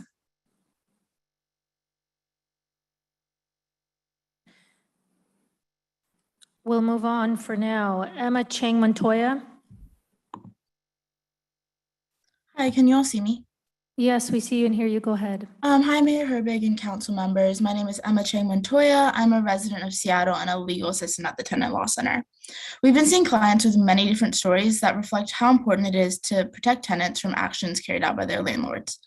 I'll mention a couple of their stories. One family we worked with faced rapid rent increases in an apartment that also presented safety hazards for their young children. Over the 12 years they had lived in this unit, their parking payment went from $10 a month to $75 a month, and they faced dramatic rent increases, with the most recent rent increasing from $1,860 a month to $2,100. This was an increase of over 12%. At this point in time, the family is unable to afford the rent, especially given a singular source of income. Unfortunately, they are now forced to leave Kenmore as they cannot afford anything within the city, despite living there and making it their home. Their landlord has not helped them with any sort of relocation. The protections that went into effect in April of this year will certainly help renters like Andres and Irene by giving them more notice for these dramatic rent increases. However, sometimes even these notices aren't enough. Landlord paid relocation assistance, especially in cases of large rent increases, is a small price to pay for landlords as they push these low income, often minority tenants out of their homes in favor for tenants who are able to afford the new, more expensive rent. Another case we can look at is that of a tenant who relies on housing vouchers to pay her rent. Her landlord did not notify her of a $200 rent increase, and she only found out when her landlord came to her with a letter stating that she owed over $3,000. Clearly, in this case, the landlord acted in a deceptive way. This tenant loves living in Kenmore and actively engages in the community, but finds it increasingly difficult to stay, especially with many rent prices exceeding what she's able to afford with her subsidy. In all, tenant protections are extraordinarily important, but exemptions permitting landlords with 1 to 4 units to bypass these protections is undeniably unfair to tenants and hurts them. So while landlords with few units are important, many tenants are already left in the dark regarding their rights and their landlord's practices. thus making this exception hurt tenants even more. Additionally, how, may I ask, are tenants to figure out what landlords have 1 to 4 units, and then further determine with things like language barriers, what rights they retain or are then denied due to this exemption? Yes, enacting further rules is a challenge to landlords, but exempting certain landlords from those rules is an even greater challenge to tenants. Thank you. Thank you. Carla Davis. Hello, my name is Carla Davis. I'm a resident of Linwood. I work with King County's Housing Justice Project, and I'm here to ask that the council consider a prohibition on criminal background checks as part of the tenant screening process. We know that there are certain communities that are most at risk of housing discrimination and who face more barriers in housing screening. And that's Black people, Indigenous people, Brown people, single moms, those with disabilities, and those with previous criminal convictions. What we also know through substantial research is that these are also communities that are overly monitored, policed, and prosecuted. By allowing landlords to use convictions to deny applicants housing, the consequences will be most felt by those already at the margins of society, already struggling with a multitude of oppressions and who face a lack of understanding and compassion in every other area of their life. How can we celebrate Juneteenth in one moment and not right the wrongs of the past by passing important tenant protections against abusive landlord practices rooted in racism and white ownership of property? Those who have been incarcerated are our neighbors. We owe them the right to safe and just housing practices, the right to have shelter and provide for their families with a safe place to live and to have a chance at reestablishing their lives after incarceration. I ask that you please pass a prohibition on criminal background checks being part of this tenant screening process. It only furthers bias and discrimination. As someone who has been undocumented, providing a social security number is a scary process, and it doesn't have to be. There is no benefit that comes from requiring social security numbers and applications. Landlords simply want another reason to discriminate against immigrants and brown people. I'll also mention that landlords seem to be concerned with these what-if scenarios that have not occurred and may not occur. They want you to not give tenants a chance at fair housing, even though the balance of power is always tilted toward landlords. They talk about the potential trauma to themselves and other tenants and about supposed crimes by unscreened applicants, but do not seem to focus on the more real possibility and actual trauma of not finding or having a place to live after incarceration. And lastly, there is no such thing as a mom and pop landlord. You may try to use that buzzword to get sympathy, but the reality is that you are using others' livelihoods for passive income. You have the privilege of property ownership and are using it for profit instead of for evening the playing field between those who can profit from private ownership and those who will never have that possibility and are living paycheck to paycheck. Kenmore City Council, please stand with marginalized groups today instead of wealthy landowners, the people who already hold so much power in our society. Thank you. Thank you, Ms. Davis. Janet Hayes, checking in with you one more time. Ms. Hayes? Janet Hayes? Hi, thank you. We can hear you, go ahead. Janet Hayes, and I'm a resident of Kenmore. The staff does not listen. They haven't heard us, and I believe it's important that they do. So the week before you went on a retreat, there was a fantastic guest speaker, and I do not know his name, but he spoke to the facts regarding how to give Kenmore a direction that would help Kenmore be more than just a drive-through city. Lake Point could be a community park, an arboretum, an aqua theater, have community swimming pool, many things, instead of being boring. Yes, we would still need the ferry. It would be the people arriving at Kenmore at a destination. Happy and beautiful, a happy and beautiful one. The council's response was great and gave me very much hope. we would be a destination, not a transportation depot. Even after hearing this man speak, who was so inspiring, I was listening to the retreat, and the second day, Rob Carlinci said to the council, directed it to the council, that the city still needs to help Vector with the Lake Point project. I just can't even imagine he didn't hear what his guest came and said. Just with that thought, thank you. Thank you, Ms. Hayes. Now we have Jeffrey Pooley, followed by Rose Shang. Hello, can you hear me? We can, go ahead. Excellent. Thank you for considering these new tenant protections. I am a resident of Kenmore. We purchased our small family, moved in a couple of years ago. And just to share a little bit of an experience, I consider myself very privileged. I have a good paying job. And due to my racial and socioeconomic privilege, I haven't had too much trouble climbing the corporate ladder. But even still, it was a race between myself and the housing market to try to get to buy a home in a community such as Kenmore. I was lucky enough that we managed to get that time to purchase a home, but if we were to try to do it today, we would not be able to. And so I just want to say that in reference to the fact that if me, with as much success as I've had a hard time saving enough money and getting into a position where I can purchase a home, I can't imagine what those with less privilege or less success, or something like a criminal conviction or something like that in their past would have.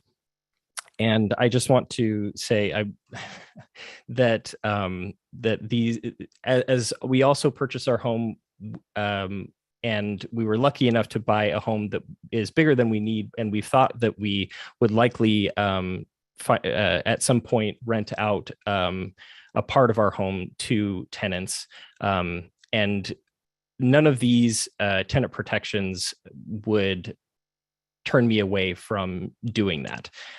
So I understand that there are considerations and it adds extra burden, but it is a responsibility that, as someone who is providing housing, should be willing to do. We expect our teachers to so many of the members of our community that provide necessary services like teachers and sacrifice potential earning power or other potential economic opportunities because they feel it is a privilege to provide a essential service. Social work, all of these members of the community that are providing homeless services and housing services, many of them are underpaid. And so I think that it's not too much to ask for landlords who are, again, holding on to these all of this housing capital to take on that extra burden to make sure that we are providing housing to the most vulnerable. And thank you. Thank you, Mr. Pooley. Rose Shang.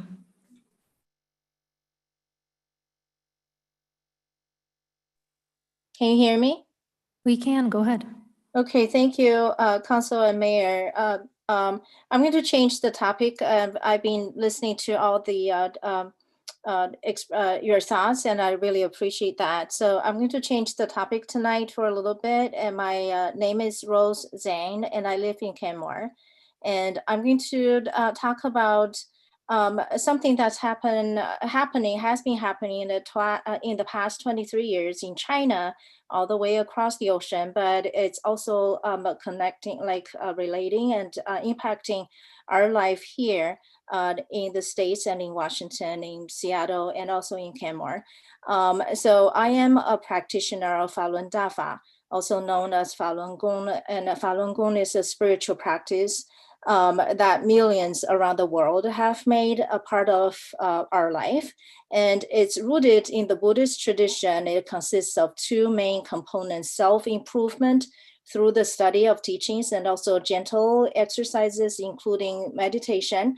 And the belief system of Falun Dafa also offers the possibility of spiritual growth through disciplined practice and also the books and the teachings. And we also follow truth, compassion, and forbearance. And there are people over 80 countries in the world practice Falun Dafa. And the book has been translated into dozens of different languages. But the only country that does not allow people to practice is in China. And also practitioners of Falun Dafa have been persecuted and killed for their organs, and also killed for our belief. But the teaching of Falun Dafa is free to everybody, and it's you can download all the information online. And I myself have been practicing Falun Dafa since 1996. So it's like over 20, I think it's over 20 years. And I have benefited a lot by following the principles of truthfulness, compassion, and forbearance. And also doing the meditation almost every morning. I really enjoy that. And it's refreshing for my brain and my body and my mental health. So it's very, very beneficial for myself and my family. So I'm here to bring awareness to let people know that the persecution by the Chinese Communist government has been going on in the past 23 years. In July, it started in July 1999, and people are being killed, tortured, brutally tortured. And also I myself cannot go back to China because of fear of being persecuted myself. And I'm a school teacher here. So thank you for your attention and listening. Have a good night. Thank you, Ms. Zhang. Mayor Herbig, there are no additional hands raised. Okay, next on the agenda is the consent agenda. The chair would entertain a motion to approve the consent agenda. So moved. Second. We have a motion and a second. Any discussion? Seeing no discussion, all those in favor say aye. Aye. Aye. Aye. Opposed? No. Motion passes unanimously. Next on the agenda is the business agenda. Item A, residential renter protections, presented by Community Development Director Debbie Bent. Ms. Bent?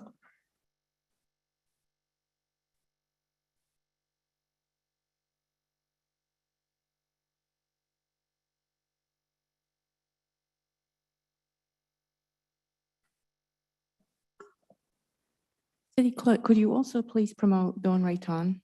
Thank you. Dawn is here with us. Thank you.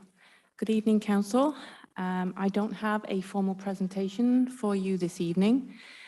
The agenda packet provided as much information as staff could put together to inform your policy discussion this evening. This is truly a policy discussion this evening around renter protections. And the information we have provided provides a summary of state law. It provides a summary of examples of similar regulations passed in other jurisdictions, and it gives a preliminary assessment of operational impacts. We are not expecting a decision tonight. We are looking for council direction on which, if any or all, of these renter protections council would like to move forward with, and any consideration about which particular example to follow, or maybe some new examples to follow. So that is the goal this evening. The other part of the discussion is council had also asked to consider whether the renter protections previously passed in March, or any new ones, whether there should be exemptions for small landlords owning 4 or fewer units. You've received a lot of oral and written testimony regarding renter protections from the renter perspective and the landlord perspective. And I think, again, it's a policy direction on how you approach the comments that you've heard and what balance you strike in moving forward. So myself and Dawn Rayton are available to answer any questions. It's entirely up to council how you wish to proceed to discuss the renter protections. So I would propose we have from the agenda bill, there are 6 policy proposals listed there, and I propose we go through those in order and then take up the small landlord exemptions as number 7. Does that work for everybody? Just to structure things. All right, so the first one is just cause eviction protections. Do we have any questions for staff or comments? Councilor Marshall? Yes, I have a comment. And just by way of preface, I'm a public defender. I work with people who have been oppressed over our whole system, by our whole system. I've worked in that for a long time. I'm also a small landlord, but just practically looking through the just cause protections as listed, I saw a number that I thought would probably not be acceptable to the rest of the council as well, because they had too much notice for situations that totally did not merit it. There was, for instance, the sex offender registration. I think you had to give 60 days notice if you found out somebody was a sex offender. I think that's not acceptable. There was finding out somebody had made a misrepresentation on a lease. You had to give them more time on that. And that's in our, it's listed in the first part of the agenda packet.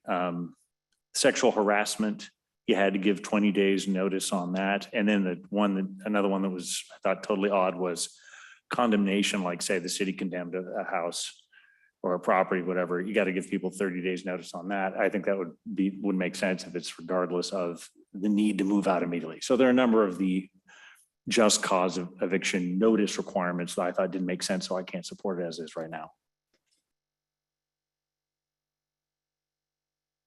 Councilmember Shrubnik?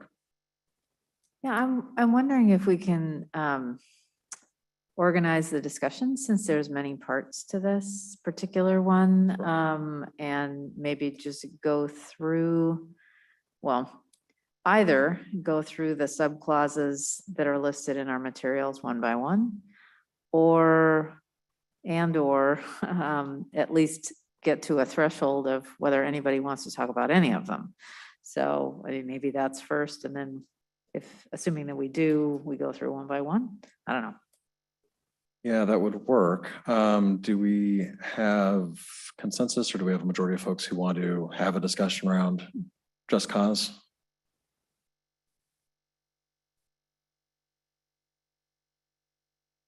Two, three, I'm seeing 4. So how were you thinking of structuring that? I was looking at attachment 3, I think. Is that the one you're looking at there, Councilmember? Okay. Mayor, point of order. You asked for consensus, and we certainly didn't. Well, I asked for consensus or majority. Majority. Yeah, I mean, don't we need to vote with the majority? There was 4 people who wanted to have the discussion, so. Okay, this is a lot to structure. How do we want to break this down? So with, I'm looking at the chart on attachment 3. And it's breaking down all of the different notices required to end tenancy per Washington state law and local government ordinances. I guess a question I have for staff then, the proposal, or at least how I understand part of the proposal is, or at least the easiest way to do this proposal if we were interested would be to just keep the same exemptions notices as are already written into state law and they're just cause, but then close the fixed term lease loophole. Does that Yes, I see Dawn has her hand raised, Yes. and maybe Dawn would speak to what the loophole is, so there is clear understanding. And if, aside from the loophole, there is any questions about the just cause reasons that are currently in state law, Dawn can also speak to those too. Yeah. City Attorney? Thank you, Mr. Mayor. If I may, and I'm happy to address those issues, if I could provide a framework, maybe take a step back. Again, what council directed staff to do was to provide more information. And of course, there's just a lot, even for this one topic. But speaking to what the mayor said, yes, what I would see as an option A is stick with the state law and what it provides for just cause evictions. So that's one thought. A option B for potential council discussion would be you have the state law, but you also have what has been identified as state exemptions. So there's a small area that, of course, are not protected, meaning a good cause, just cause does not have to be given. So that is a plan B potential discussion. I wanted to clarify the direction, or what I took as the direction from the council, was to bring back all the information relating to what other people have done.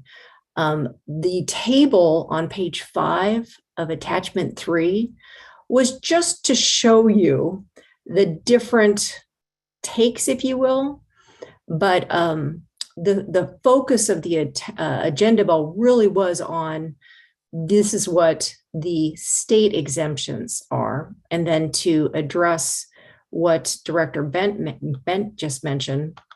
If you go, I think the visual is the most helpful because truly the language of the RCW is not easy to understand. So if you go to page 3 and 4 of attachment 3, it essentially just helps both council and the public understand what would be potential in option B, which would be to remove the state law exemptions. So I'm looking, and I don't know if everybody has it, but I'll just go through it quickly. State law says that just cause really applies to most everything except for limited circumstances, which are lease agreements. The first one that I've shown in the visual is a lease agreement for 6 months or more that never converts to month, which most people's, well, I don't know if that's true, but month to month is typical. But if it becomes month to month, then just cause is required. A landlord must give it.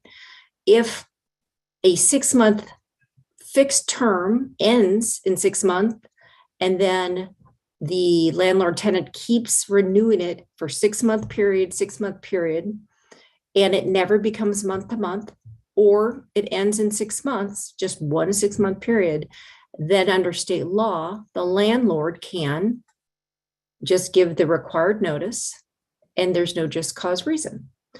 The secondary option for landlords under state law, and that exemption again it's a longer lease, 12 months or more. And again, it can never become month to month. It's always a fixed term, even if you continually renew it for that fixed term. It's only when it becomes month to month at any point that a just cause kicks in, meaning it's required before you can try to evict your tenant or end the lease. So there is the third option, which again is in the attachment 3, I believe page 4. And it's simply a legislature saying that even if you had a month to month during a certain time, if the landlord and the tenant agreed, I think it was May of 2021 to September, so approximately 4+ months, if then they became that 6-month defined term or 12 months defined term that then never become month to month, then it's not subject to just cause. I'm sorry for all of this dialogue. I just I was trying to break it down in potential framework to help council conversation. Councilmember Shrubnik? I think that's really helpful though, Dawn. Thank you. And I think in the first grid on, oh dear, they're not page numbered. Is it on the top? Oh, okay, page 5. The first table, the last row is the key exemption that the state has, that these other jurisdictions, including unincorporated King County and Seattle, are trying to close. It's the loophole they're trying to close. And so I wonder, since that's starting to take this in order, maybe that's something we could consider first as kind of a threshold, and then there's some more detail after that. Yeah, I kind of thought that was what most of the discussion was going to be about around this, was about that particular loophole.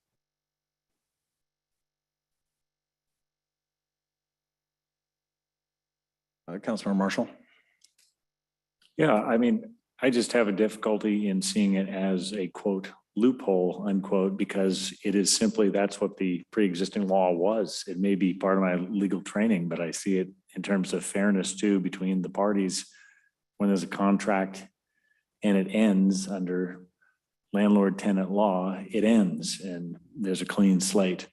We've definitely heard a lot about the equities and the inequities. I think they apply both to landlords and tenants in this case, but I'm not comfortable eliminating that freedom, I think.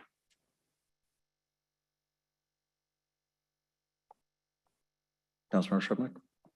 Gosh, I feel like other people might have input, but they're not raising their hands. So I will. I feel like it's potentially kind of unrealistic for tenants to know the legal jargon between what kind of lease they have in different circumstances. And it also seems equitable to ensure that renters of all kinds have the same kinds of protections. So for those reasons, I would be in favor of, I don't know how to describe this, not exempting, is that correct? Not exempting fixed term leases from, is it? I think Dawn probably understands what I'm trying to say, but we'll say it better. City Attorney. Thank you, Mr. Mayor. I double negatives are difficult. And so if we could turn it into the positive, I think what the intent is to remove the state provided exemptions to just cause. Is that accurate? Councilmember File? Absolutely. I can agree with that for sure.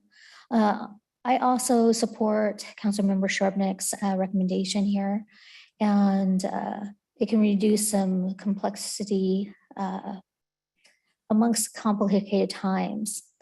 I think closing this loophole is important to ensuring fair and equitable housing. One of the things we're hearing from residents are a doubling up of leases going month to month to force people into a new lease. It's a rather unfair housing practice that's not included elsewhere often. So for that case, I would support the removal of the state exemption criteria on the 60-day end of term of notice with non-renewal.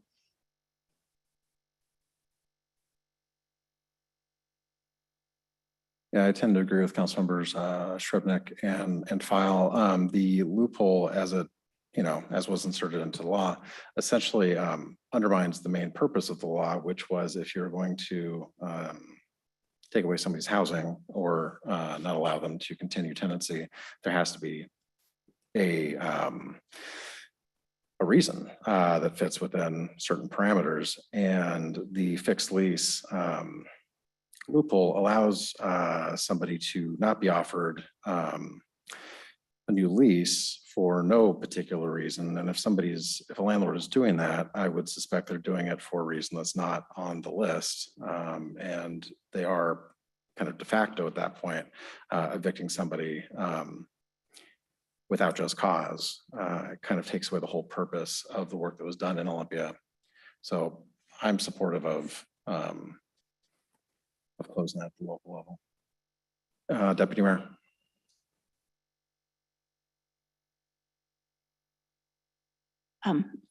I'm also supportive of closing that loophole. Thank you. Councilor Marshall.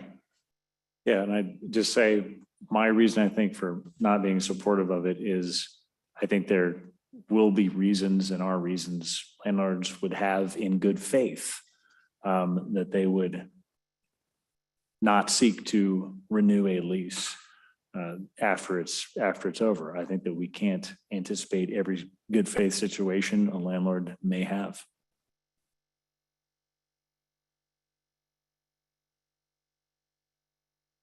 Any further conversation on this particular topic? I'm not seeing any more hands. So that's the main piece that we were discussing. Do we want to dig into all of these other notice pieces? Because I honestly thought that we were just here to discuss the one thing. But if people want to discuss the other parts, we can. Yeah, Councilmember Shevnik. We could come back to the rest of this after we do the other ones. I mean, that's an idea. I don't know what staff, are you wanting direction on all the subparts? Well, I think our understanding was really that it was closing the loophole rather than going into deeper discussion on some of the other notice requirements. But again, that's council's prerogative. I mean, I think I did what any good, I think they did what any good staff does and provide more information than we need, which is never a bad thing. Deputy Mayor. Actually, I think we landed where I was hoping we would land with the high level discussion here. So thank you.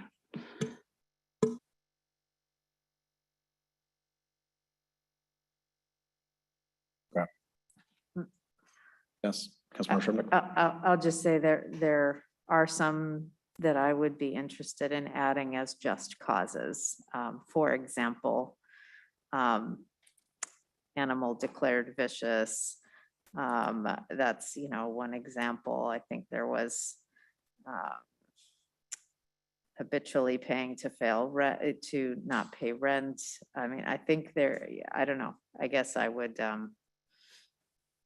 be interested in having that conversation if others are. Yeah, I think we can have that conversation. I think that we, at least from my read of council so far, is that I believe there's probably an interest in just cause broadly. And I think we could probably circle back, not at this meeting, at a future meeting, to dig further into what that means. Does that work for council? All right, what was the? Oh, sorry, Councilmember Kugler. It looks like we have at least a majority of council members who are interested in speaking on it further. I was leaning towards sticking with the state's RCW rather than adding further.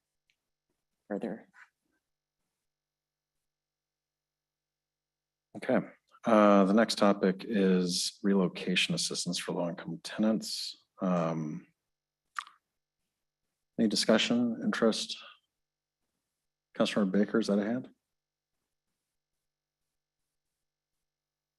Having a very difficult time understanding. I'm having to read stuff off the screen. I'm just not getting this conversation with the masks and through the microphones. Is there anything that we could do to help?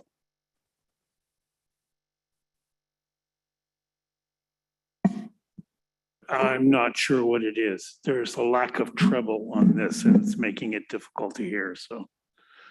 Okay, Councilor Marshall. Yes, and I was having difficulty hearing too. So maybe it could help for everybody to speak up a bit. I honestly was having some difficulty hearing. Okay. So relocation assistance. anything. If staff has anything, that's fine if they don't. Does anybody want to talk about relocation assistance?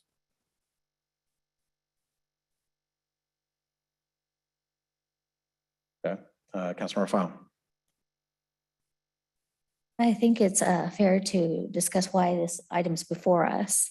It has more to do with if there's a demolition of a building or certain events that happen that would displace a tenant or a set of tenants, such as even selling the property in kind of an expedited fashion. There are some protections in place. I would hope to understand this a little bit more and maybe have it explained a little bit better to us if you don't mind. But it seems fair to ensure that in extreme situations, there is some avenue to ensure that relocation assistance could be possible and attainable. But I think it has to definitely hit the criteria of not completely, there has to be some balance to this, of course. I also think that relocation assistance can be utilized from a landlord's perspective for encouraging a tenant to move on. And that should be a wand in their toolkit that they should have, in my personal opinion. But I'll just stop there. I just think this is a good place to kind of start. I just need more information.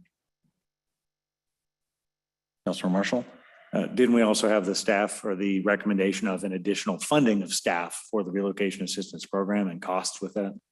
Right.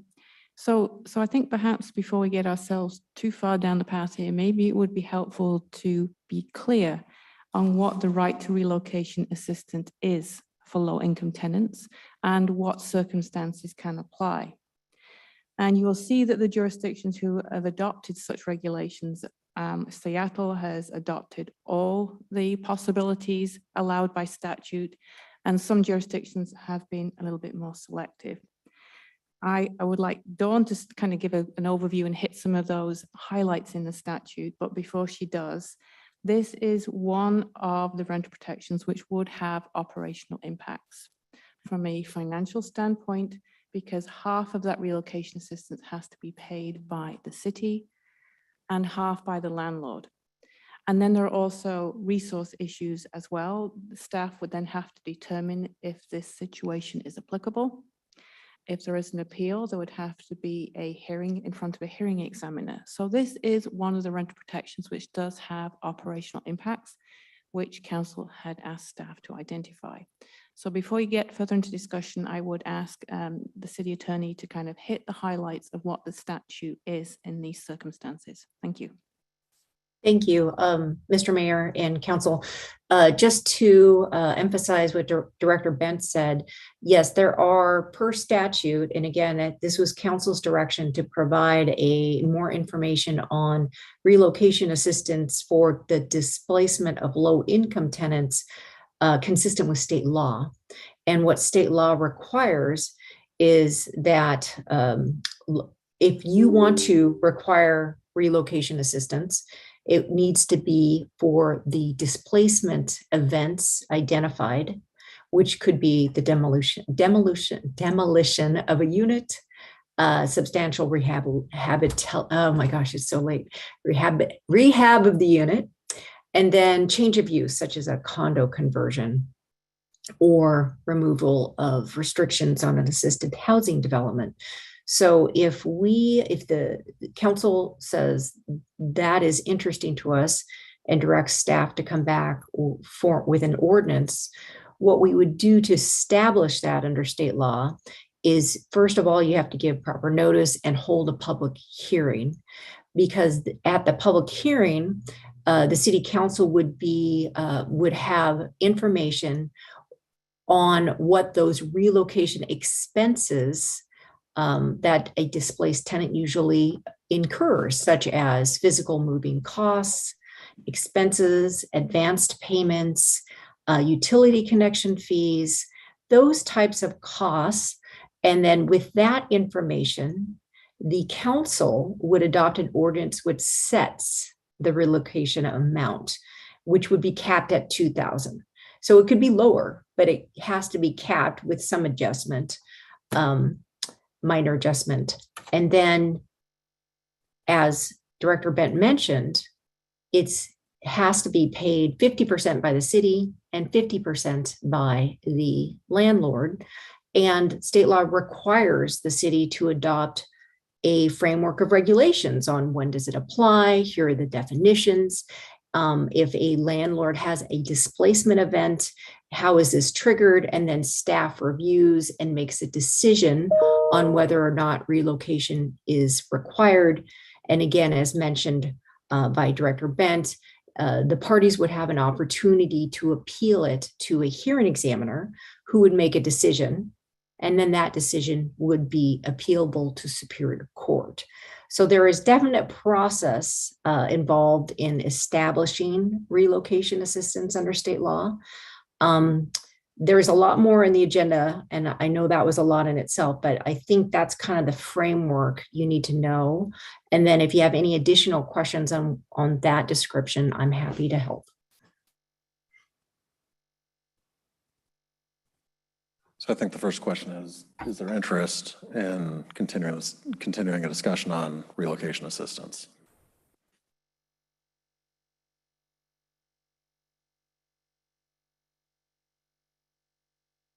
Councilmember Falun? Thank you. Looking at the information here, I see that 41% of King County is covered by this kind of and type of ordinance. And it does seem to definitely protect tenants from kind of more of the adverse impacts of rare situations that happen. We're talking about more rare situations. That being said, I think this is worthy to come back, and I definitely am happy to hear it would go through kind of more of a public process. So I would like to see it come back.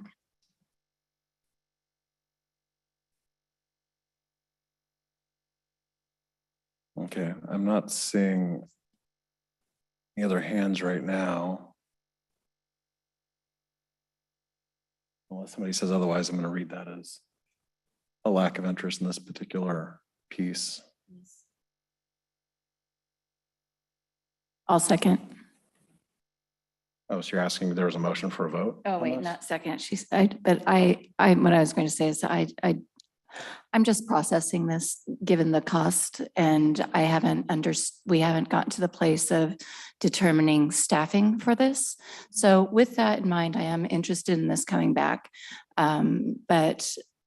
And I see things here that I think are important. I think that the number of people that are protected by this is important. And I also like the partnership between the city and landlords to make this feasible, as well as the cap on expenses for landlords. So, but my main concern is the expense and having a better picture of where we're going with the entire ordinance. For me, I'm interested, but I'm not all the way down with my determination on it. Thank you. Councilmember Shrubnik? Yeah, unfortunately, I'm going to speak against this one. I think the budget implications and the staff implications are substantial, and looking at where the ordinances at the local level are taking place, Mercer Island, Bellevue, Seattle, Tacoma, these are areas where demolition and condo conversion are actually occurring a fair amount. And we're not really one of those kinds of cities. So I just don't see this as significant enough for our community to resource it in the way that it would be needed. I also see that the maximum is $2,000, and where this could really benefit, the only area that I really could see this benefiting is for our mobile home park residents, manufactured home park residents, and I think there may be other mechanisms for relocation assistance that would be more substantial. So I'm just not seeing the need for that, for this particular regulation in our community. Councilmember Kugler? Well, I support everything that Councilmember Shrebnick just said. I also feel like it's also not as, I guess, yeah, I just support everything she said. Okay, well, with that, my sense of the council is that there likely isn't a majority to move forward with this unless somebody wants to correct me on that. I don't see a way to, I don't see to continue this discussion. So, what was the next one? Sorry. Abusive, deceptive, and unfair practices in rental housing. I think it might be helpful for a quick rundown of what exactly this means by the city attorney or Ms. Bent. Yeah, I think this would be another good one for Dawn to provide that legal statutory framework. Yes, thank you. Mr. Mayor and Council, at the prior meeting, I believe the council's direction was to bring back information on this idea, which King County had adopted. And so using their model, essentially what King County has done. So while the Residential Landlord Tenant Act, RLTA, does define duties required by landlords and tenants, and also identifies that landlords can't put in leases things that the Act or RLTA prohibits. It doesn't prohibit unfair acts.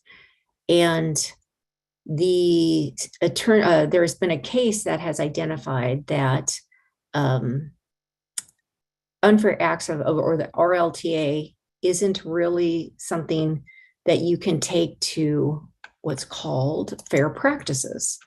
So what King County did is it essentially said landlords are prohibited from, I have to get the right one up, I apologize. I'm trying to get the King County, and it's on attachment 5A, the one that was actually adopted. They essentially adopted, oh my gosh, I'm so sorry. I keep getting out of it. There. They adopted language that said it is an unfair practice and prohibited for a landlord to basically mislead or influence or try to make a tenant, perhaps a vulnerable tenant, to sign something or that they wouldn't have otherwise have done, to abuse, maybe their role as landlord over the tenant. If I may, I'd like to read it. I think it's very self-explanatory, but one of the definitions includes unfair or abusive acts means those representations, omissions, acts, or practices that materially interfere with the ability of any tenant to understand a term or condition of the rental agreement or takes unreasonable advantage of their lack of understanding regarding their rights under law. So that's what King County did, and that's what's being proposed for council's consideration. Thank you for that explanation. Discussion.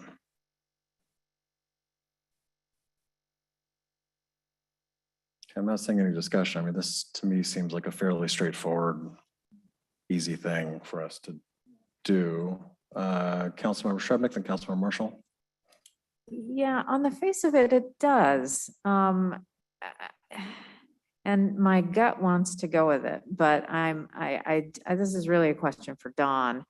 I'm just acutely aware that unincorporated King County is the only place that has this. And that's curious to me, not even Seattle. And so, is this the kind of, well, actually, I probably can't ask you a legal question, can I? I'm So- not going to ask the question. If I may, I think I'd have some thoughts or some comments. Yes, I see that King County is the only one who's adopted this. I couldn't find anything. This was really the only information. I would note that King County enforces this by giving the tenants their own ability to go to court or allege a defense for unlawful detainer. And I don't know, some of your comments appear to lean that way, but I understand only one entity has adopted it, but like most of the proposed tenant protections before the council, they will be enforced by the tenant themselves rather than the city itself. Councilor Marshall. Yeah, I had first thought the Consumer Protection Act must apply to residential landlord tenant. And the city attorney's materials to us show that that's not the case. I can get behind, even though there's only one jurisdiction, King County, doing it, making it possible so that damaging and misleading and omissions to tenants can be actionable by those tenants. It seems fair. Councilor File. Thank you. This is one of those things I can really support and get behind. We have examples of unfair practices in rental housing and housing here in Kenmore, especially within a certain corridor, if we shall kind of hint at that. I think the idea that we can help protect vulnerable populations from unfair attacks and abuses is important. Where we also know that the majority don't behave badly, but for the ones that do, I think our residents would appreciate it. Councilmember Kugler.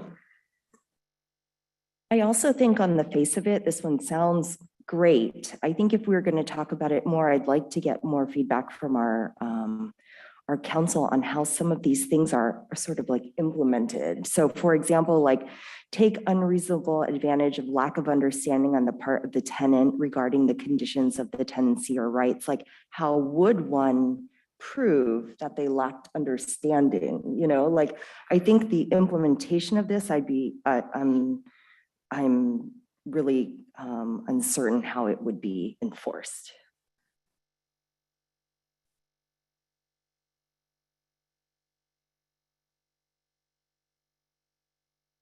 Councilor File. We know that some tenants, some senior tenants, in fact, in a certain kind of housing have been forced to sign contracts to sell their units or whatever, where if they own a manufactured home but rent a property to place it on. These practices have happened repeatedly in different ways. And it is something that not only does the individual themselves who faces the hardship, but their families, if they also have. The ramifications of it's extreme. We've also heard of residents who suffered medical crises through the stress that has been caused. So medical hardship is an extreme point to get to, but we were talking about vulnerable populations within our community that this is more frequently happening to. I think as a fundamental equity arm issue on insurance of unfair practices, I think this is something that's really important for us to address. Councilor Shribnick. Yeah, just a question for city attorney. So this would cover mobile home park renters who rent the property under their potentially owned home. Well, if the council directs more information to be brought back, we would propose an ordinance which would be consistent with your current tenant protections, which includes those tenants.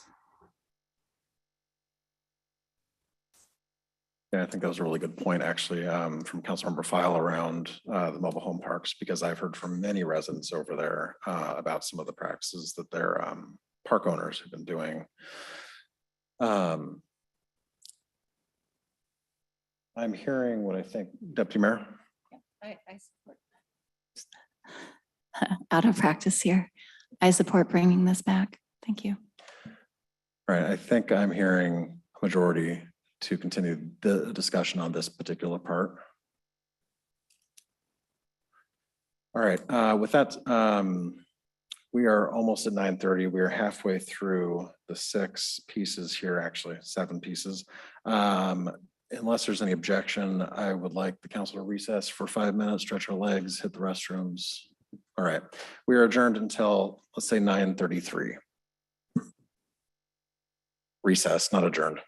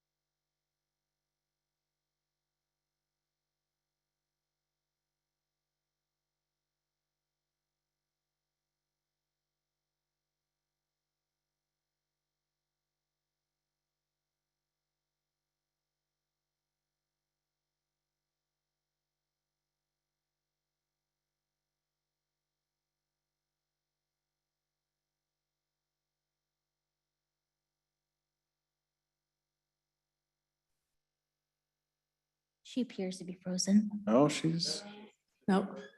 She's not frozen. It was on our end. Go ahead, Mayor. I'm sorry, what was that?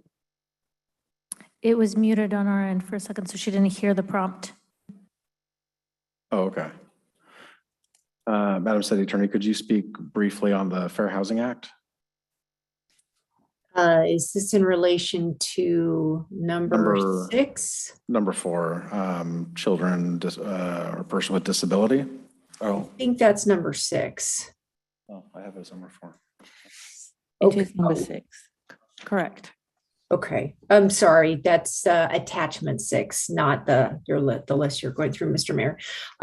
Yes, when council asked for additional information on this topic, I recalled from a council member, perhaps it was Council Member Srebnick, noting that fair housing applies. And what I wanted to provide with staff is just a framework of how that would apply to any housing provider under both federal and state law, and the requirement to treat all persons, protected class, equally under the Fair Housing Act and state law.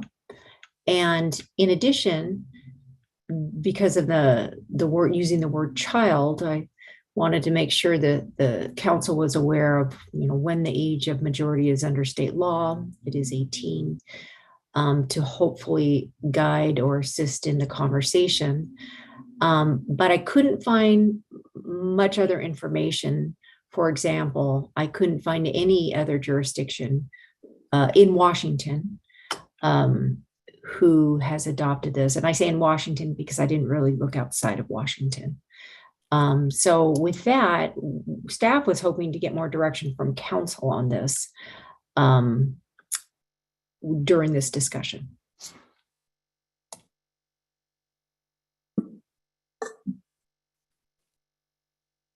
So I think first we should, Councilmember Fowle, did you want to speak on this? If you're going to proceed, I'll hold back. No, you can. This issue is a larger issue, also a big concern of ARC of King County and disability rights, Washington. And I think if we want some deeper understanding into those issues, I think those are organizations we might need to reach out to on these issues. And also there's something called an adult disabled child who's under the age of 21. Rarely does it exceed beyond the age of 21, but they tend not to have graduated high school at the typical age, and they might be still attending. These individuals tend to have some different needs, persons of differences. They may or may not have a guardian, or they may, other than a parent, and they may not necessarily require guardianship. So with more movement of independence, it's important to understand there's people who are residing in between the lines, and often the new kind of trend is if we're seeing 18-year-olds who might be high school students, period, to sign on to a lease while they're still a high school student. And of course that follows them through. But when we're looking at the persons with disabilities or an adult disabled child, they may not necessarily understand the complexities of the contract they're signing. And they're not yet considered an adult by the federal government nor the state.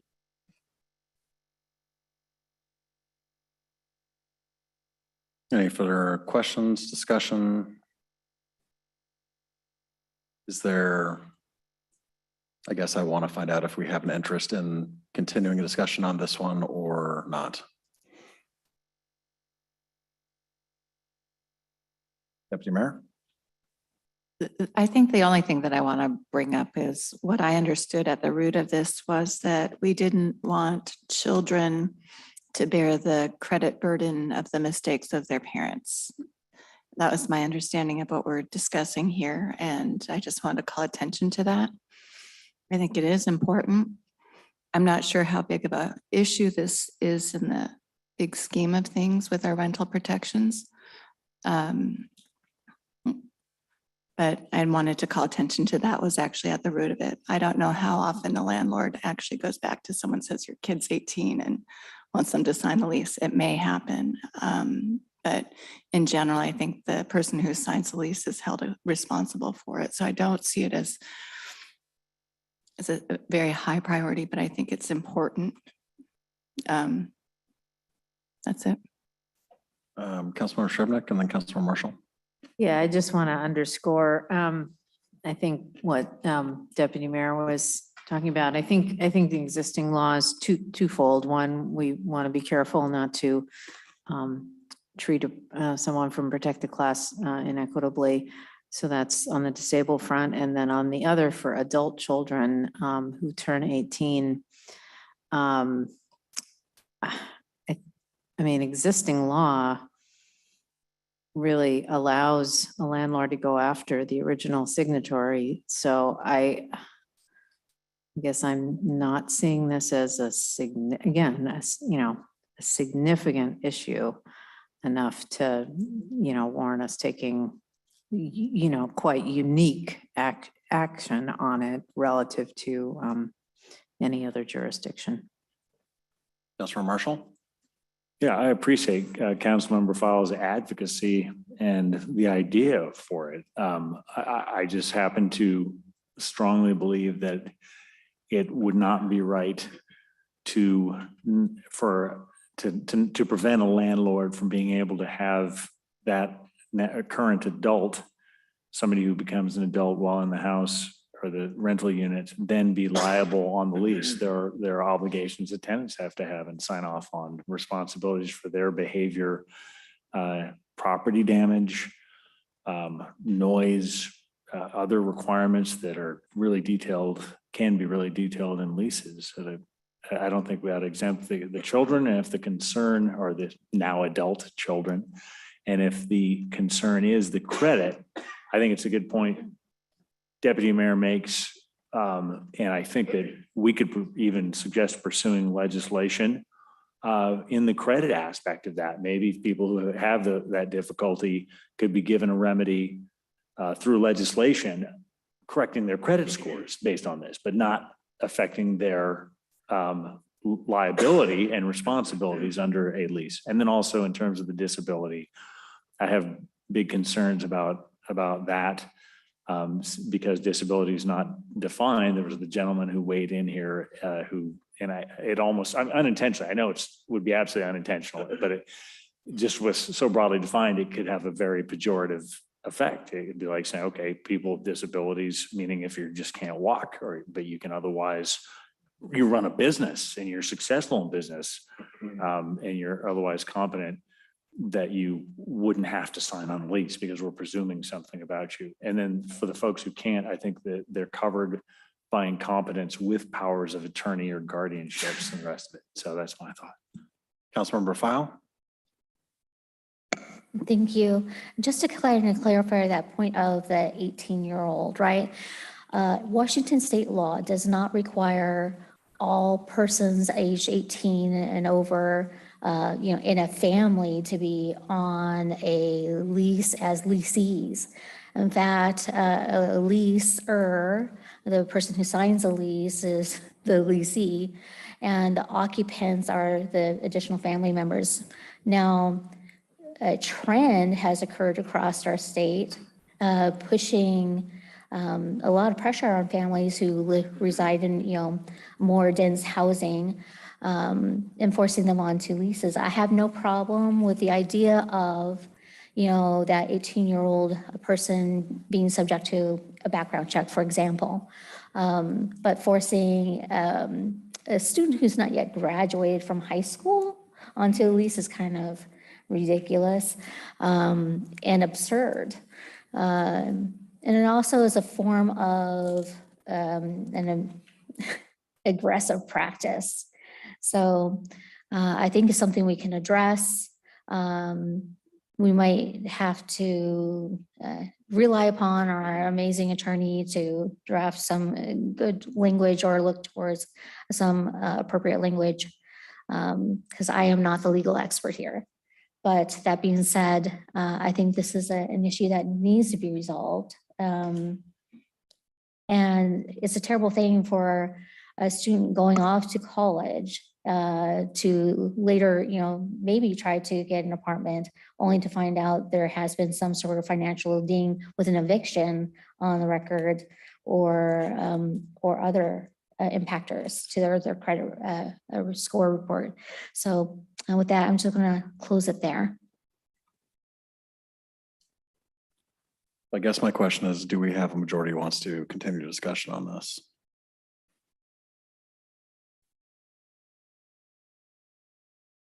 Yeah, I'm not seeing a majority here. All right, next topic, prohibition on criminal background checks as part of tenant screening process. One we heard quite a bit about.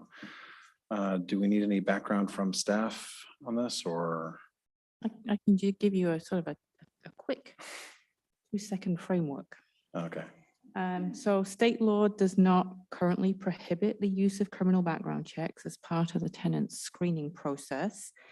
No jurisdiction in Washington has adopted the criminal screening policy, with the exception of Seattle, who does prohibit landlords from considering a criminal history in the screening process, with exceptions. There are exceptions for those where the applicant was convicted of a sexual offense as an adult and is required to register on a federal, local, state list.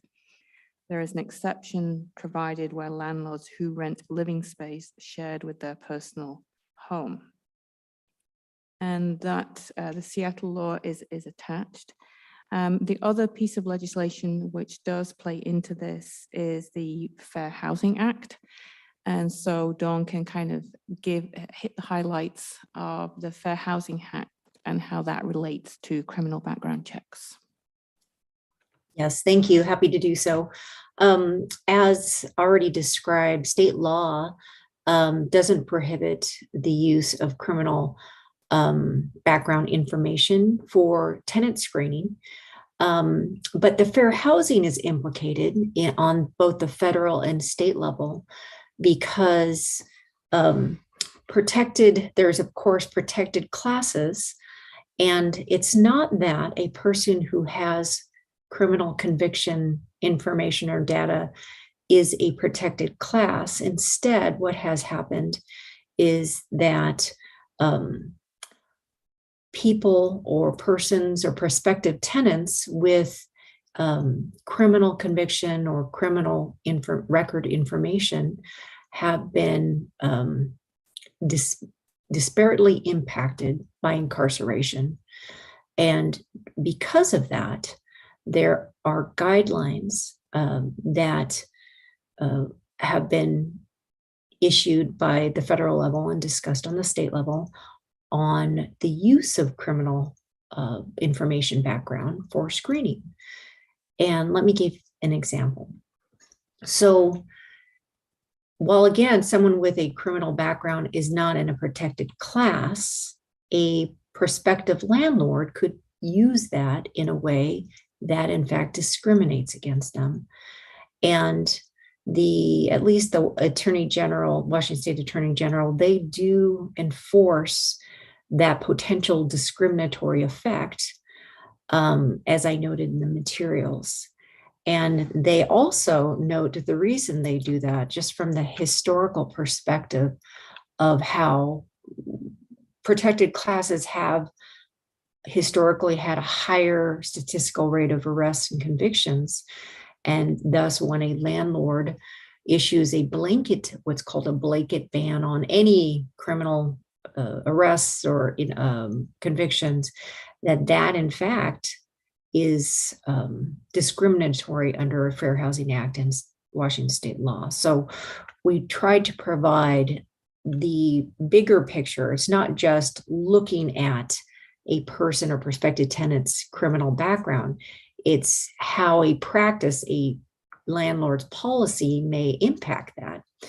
But federal and state law doesn't allow that. Instead, it just provides guidelines to these landlords that if you are going to screen a prospective tenant, then you have to, first of all, as I mentioned, you can't have a complete ban. Instead, you have policies, policies that look at the individual, the crime, the rehabilitation, things that you consider as a landlord. And if you can do that and identify a non-discriminatory reason such as safety and protection of property, then the guidance provided by both federal and state law says that's the process that should be in place. Really a lot. It's a big topic, and we tried to give you bite size for this discussion and to help the council when it discusses this potential tenant protection. I would note again that only City of Seattle has in fact adopted that to date. And the model ordinance didn't include that. I did not look outside the state of Washington, so I'm unaware of what other states have done. And I'm happy to answer questions. Questions, comments? Deputy Mayor. Well, first, I just want to start with something that, as I was reading over the materials, forgive me for just reading a paragraph here, but it stood out to me. But I have a story that goes beyond this as far as my feelings on this issue on background checks. So the legislature finds that having a conviction history or having been incarcerated are significant risk factors for housing instability and homelessness. Formerly incarcerated individuals are almost 10 times more likely to experience homelessness than the rest of the population, and much more likely to experience housing insecurity in general. I'm just going to stop here. This is a real problem for people who are formerly incarcerated and rehabilitated, and a big piece of our homelessness issue. And I'm stating that because I recognize what an important thing it is. I think I'm trying not to say there's a word I want to say, but I think that this regulation does belong at the state level. Personally, I think it's bigger. This is what I didn't want to say. It's bigger than here, but as much as I want to be a leader on an issue like this, I don't think that we've provided enough substantial support for our landlords. And as I spoke with landlords, this was their number one concern. I could not imagine if I were to have an ADU or a basement apartment, or even rent out part of my house when my kids are off to school, not being able to utilize the background check as a basis for at least, I mean, I recognize, as our city attorney described, so long as you can put a framework there. But I think the way that we have been talking about this and the concerns that we have in our community around this, I would rather not continue with this moving forward with our renter protections. Thank you. Councilmember Marshall.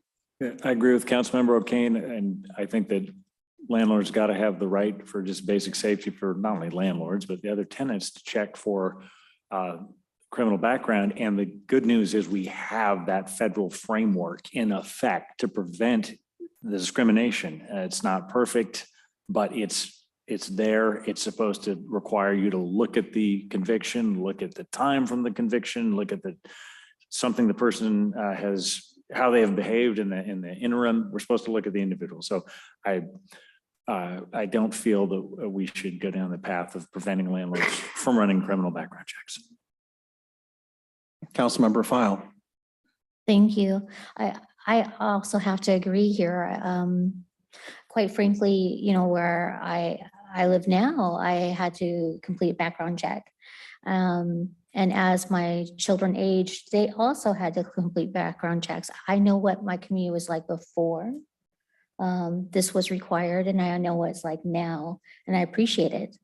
I think I put this through a filter of, if this was my parents renting out a mother-in-law apartment, or you know, my grandparents who you know, had you know, multiple townhouses in San Francisco, and they resided in one. I would want them to be able to feel safe within their community. What I do realize is that what can help persons who do not and are not able to achieve housing is a denial letter. And a denial letter can help them attach to other housing with, you know, some sort of a proof. It's sometimes needed to be able to access resources. So that's the only thing I really think that would be helpful to residents trying to access housing. If there is a denial letter for at least being denied housing after a typical screening process, I think it only helps them move on to other housing or housing assistance programs that are available, if not otherwise made available to them without a letter. It's much harder to come by.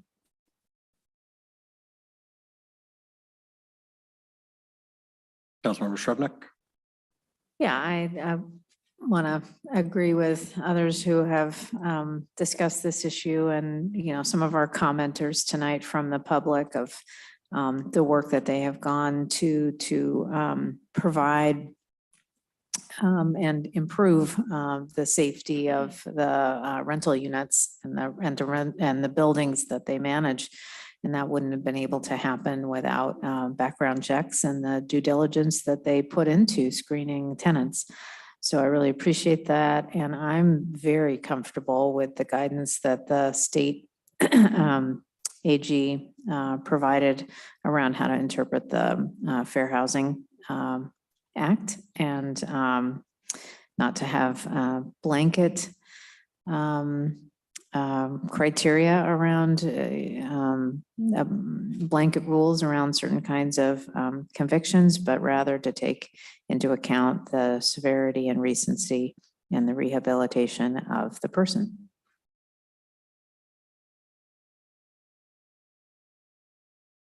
And I just want to speak briefly to this also. I just want to make it, I think the way our city attorney spoke about it was very legal, and I appreciate her, the way she presented that. But to make it very plain, I think we all recognize that our criminal justice system for most of the history of the United States has been fairly systemically racist. And we know that it has impacted BIPOC communities at a very disproportionate rate, which then results in more people of color coming out with convictions and having to try to find housing, and that is a real problem. Until recently, there was until just a couple of years ago, there was also, you could put on employment applications where people had to check whether or not they had a criminal, whether they'd been arrested or if they'd been convicted. And so for a while there, folks that were getting out of jail, and again, disproportionately people of color, were facing huge barriers to reentering society. You can't reenter society without a job, without a place to live. And that is something that we do need to really reflect on, I think, and make sure that we're addressing, because if we don't, then we are setting folks up to both fail and to re-enter the criminal justice system. If we cut off all their access to other ways to thrive, they will go back to what they were doing before that got them in trouble. And we're setting them up for that by not ensuring that there is a place that they can call home and that there is a place that they can call work. But I do appreciate the points made by my colleagues and by the many folks who came in during public comment. And I believe I can say that I don't believe that there's support to bring that one forward. Unless there's objection, I'm not seeing any. All right, next topic, rental unit registration program. Ms. Bent, do you want to tee this up briefly? Yes, briefly, this was, council wanted more information. So I've provided some information from other jurisdictions in terms of costs and how this kind of program would be implemented. There are lots of examples of rental registration programs. I think there would definitely be operational impact if council decides to move forward with this, and especially depending on which kind of path is selected. If the direction is that this would be entirely operated, if you like, but at the staff level, it would definitely need more staff resources. And again, what I did to kind of come up with sort of an estimate was look at the business registration program. And the business registration program is operated, and local businesses obtain a license through the Department of Revenue. But there are still staff resources needed to support that program at about a half FTE at an administrative assistant level. So again, if you are going to do something entirely in-house, you are then, it's going to be probably 1 FTE, at least an administrative assistant, and you're probably talking maybe some code compliance hours as well. But just to keep it simple at this point, I estimated that a half-time FTE admin assistant to administer this program, assuming this was done through the Department of Revenue. And again, based on the salary and benefits of an administrative specialist, you would be looking at somewhere between $15 to $20 per unit for registration. The Department of Revenue may also charge an administrative fee on top of that. So I wanted to highlight that, and if council does decide to move forward, again, it does have implications for resources and priorities. Your Honor, if I can add to Debbie's comment. Of course. So there's the position or half-time position needed to administer it. Whenever we add positions and programs like this, it also has ripple effects across the rest of the organization. Finance in particular would be, taking in the monies, and so there would definitely be an accounts receivable impact. Also impacts on other departments like HR and the city manager's office. Those are all little cumulative impacts, but they all add up.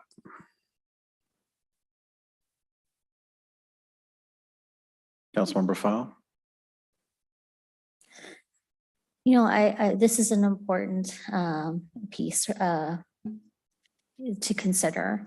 And one of the things that this program would do is help us collect better data than we have better contact with our base, and provide a better pathway for identifying issues as they come along, should they come along at all. Quite frankly, we have a business registry, and it's very helpful. It's helpful to the city of Kenmore, it's helpful to our partners and stakeholders as things occur in the city, and we can keep well connected to our business and stakeholders. The same would be true for small landlords and landlords alike. I think in understanding how King County was looking at a similar issue that we're talking about now, the most important thing that comes with that is data, a lot of data, and data is important evidence and how programs work, how you're serving your community, and the tools out there in the community available to our community. So I really do support this. I know that there's the cost of at least a half-time FTE, but I think it's a valuable investment in our community. Councilmember Shrevenick. Yeah, not seeing the value add for this. And it sounds like the data is available. One of our audience members called that out.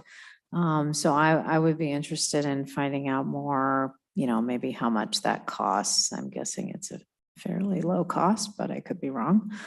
Rather than adding staff, which is a pretty big deal. We try to be very careful about the rationale for adding staff. And again, I'm not understanding, the significant rationale for this. What would it get us? We're not going to be doing an inspection program that often goes with registration. So we're not doing that. So what, this gives us a catalog. I'm not seeing why we would do this.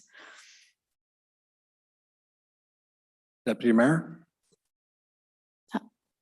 Yeah, I had a very similar response to Councilmember Shrevenick. I think in spirit, like the idea of a registry, and affordable housing is one of our top priorities as a city. What does that look like when we fund it? That's a thought that crossed through my mind. But right now, as far as priorities go for our city, funding a position for this, I don't think this, excuse me, our community probably would like the funds to go somewhere else. Thank you.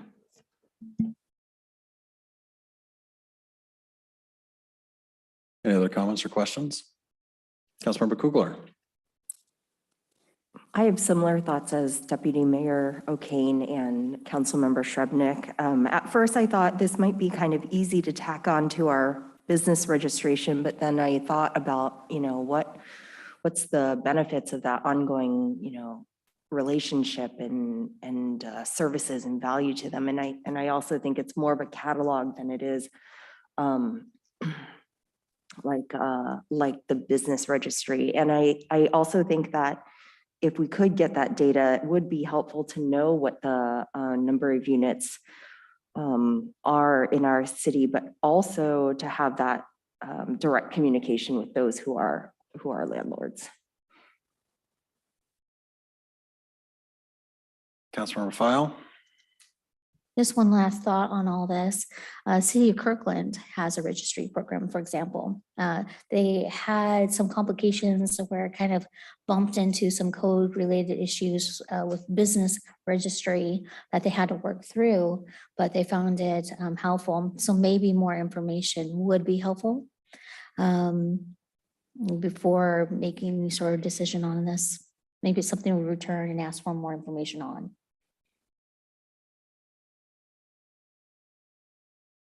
I think what I'm hearing, okay, Councilmember Kugler. I guess my feeling on it is if we are just having the registry to make enough to cover the cost of the position, I agree that I think we have a lot more higher priorities. And I'd prefer to spend staff time and financial resources on some of those. I don't believe I'm hearing a majority of support for moving forward with this. Okay. Next issue is the small landlord exemption. Mayor, before you go there, I Yes. just want to make sure that my notes match what the city attorney is in terms of what we are bringing forward, and also matches what council's direction was. So of the 6 items, I heard bring back the just cause eviction protection to close the loophole, to bring back information on the ban on abusive, deceptive, and unfair practices in rental housing. And those were the only 2 that I heard direction on. So if I could just please confirm that is the case. That's what my notes have also. Great. And mine also, Mr. Mayor. Thank you. All right, small landlord exemption. Does staff want to talk to that, or should I hand it over to Councilmember Baker? Excuse me. Staff doesn't really have a lot to say. I think this came up after your first ordinance was passed in March. There was interest then in exploring whether there should be exemptions for landlords owning 4 small units, but that was it.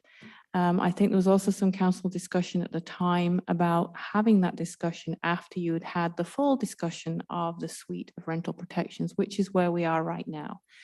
So on this particular topic, yes, it would be helpful for staff, A, if there is interest in moving forward, and B, giving some framework about what kind of unit or situation would be exempt. It was your motion, Councilmember Baker. Do you want to speak to it? Yes. I don't think we're listening to the public. I don't think we have had the public input that something of this magnitude deserves. And I would like to see an open house where all of these proposals are put forward and we answer questions, staff answers questions for the public.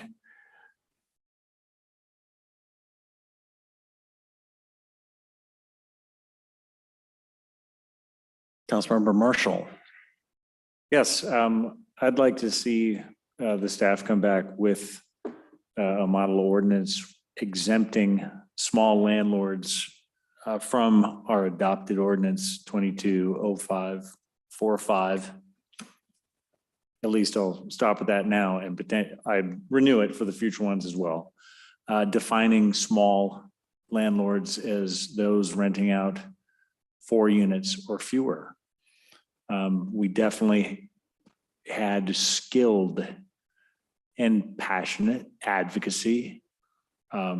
Both sides, I have to say that, I mean, being an attorney perhaps, but I think everybody, even if you're not an attorney, you can definitely recognize rhetoric and arguments. And I'm disappointed in the brilliant minds, including that from Berkeley, from the other places, et cetera, that really thought their advocacy was leaving out all of reality, leaving out the small landlord that I think this council contemplated with its ADUs. I remember just some discussion about the idea was we're going to allow ADUs in part for elderly people who might be on a fixed income, who've worked at Boeing, or the machine shop, or somewhere a nice working class job, not a Microsoft job where they made big bucks like everybody's making now, but just something that they were making all through the 50s and 60s to pay off the little place in Kenmore. And now they've retired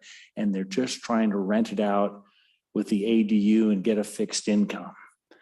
And we're here at this stage where we're being asked to, I think, put too many onerous requirements on a small landlord. For instance, if they have an emergency of health or financial need, which happens to many landlords, many are not rich, that they would be in an emergency situation where they wouldn't be able to give a tenant the notice contemplated for raising rent, that they would have to have first and last month's rent plus a damage deposit, which of course we had through all of our booming economic times and bad economic times up until the present day, where we seem to be ready to eliminate those. It may be appropriate for larger landlords, but I think for smaller landlords, we've got to look at this. And so I would just ask the council's okay to bring this back to look at an exemption for small landlords. They, I think, are warning us that, yeah, it could be either sales and they're out of it, and then it's just larger conglomerates taking over the market, or there's going to be small landlords who are going to be facing disasters or foreclosure by the banks. We could have another recession coming up, and the housing market will bomb again as it did. So I'd ask the council's consideration, see if we can bring it back to exempt the small landlords. Councilmember Shrubnik. I was thinking we were just going down the line. Yeah, I am not in favor of this exemption. I think I've said we've had several meetings where we've had the public come, and I've said a couple times, I mean, I have been a small landlord for years at a time for one house here in Kenmore, and then we had the opportunity to rent a house in another jurisdiction as well. And I've done it as a attached ADU, people living in our home while we're living there. So I've had, and of course, I've been a renter for many years as well before that. So I've kind of feel like I've seen both sides. I don't really think there's a rationale for thinking that small landlords are worse or better at any of these rights than other landlords. I don't have reason to believe that. And I guess I'd like to treat our tenants equitably, whether they rent from a mom and pop landlord or a landlord that has many units. I don't see why their rights should be different. Yeah, so I guess those are the main reasons that I don't feel like this is necessary. Councilmember File. Thank you. I also do not support a broad sweeping exemption. I don't support a broad sweeping exemption for the reason that the state legislature, both the House and the Senate, with all the research they have done, have not been able to identify a way to provide a landlord exemption without it automatically swinging through to the corporate world. Not just to stop there, but there are many small landlords that have multiple properties. They file them under many LLCs, under shelters. They can have partial ownership and may not have main ownership. There's so many ways to hide this and so difficult to unearth it. And that has been cleanly identified by the state Senate. And I know there is concern about this discussion happening tonight, enough that I received a call from a senator.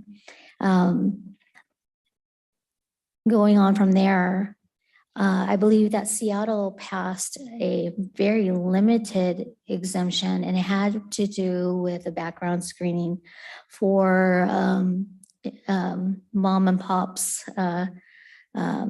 when they're renting out a room in the home or an ADU on their property. Given that we didn't pass a no background check, I think that the issue is moot.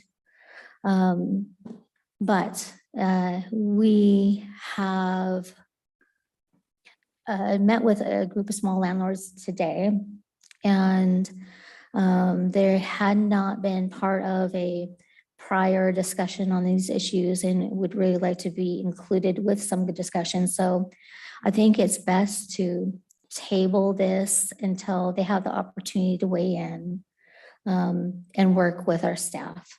I think it's fair. They were the absent partners from the table.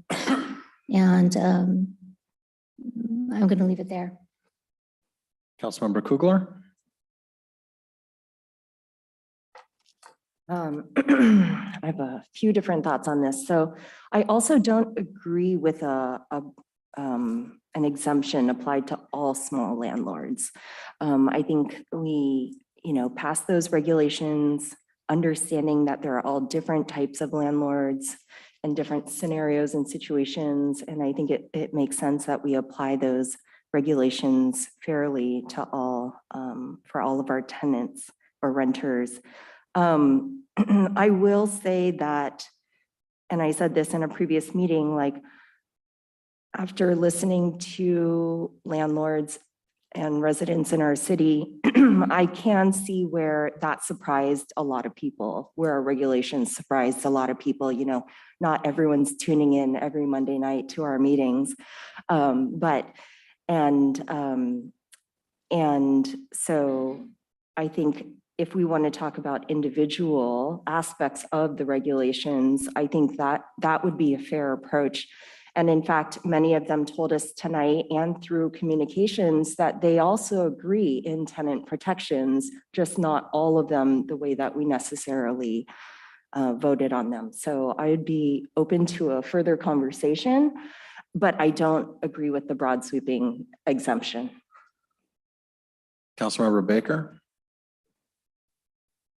Yes, I believe that if we were to table this, we still need to bring the public in. We need to bring the renters in. We need to bring the landlords in. We need to explain to them what we're doing and for us to listen to them, both renters and landlords. And I think we need to provide that opportunity. Councilmember Marshall.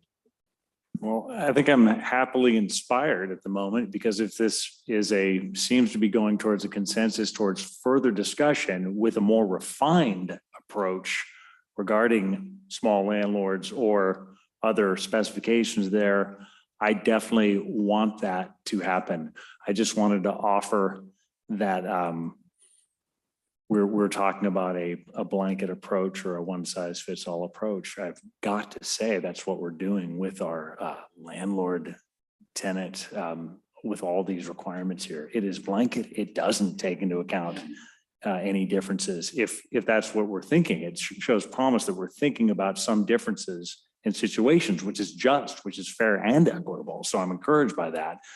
Our current regulations we're talking about, it's a one size fits all. And then secondly, I want to offer to Councilmember Shrednick the rationale for seeing a difference for small landlords, as broadly as that may be defined, of course, is that mom and pop, real mom and pop families don't have the money and resources that a big landlord business has. They don't have the reserves of cash. They can't do it. That's the difference. We would be putting inequitable pressure on them to run them out of business because they don't have the cash, because they're not rich. They're not one of these big old corporations that owns tons of units. So that's the difference there. But if we're moved towards further discussion, I'm all for it. Deputy Mayor.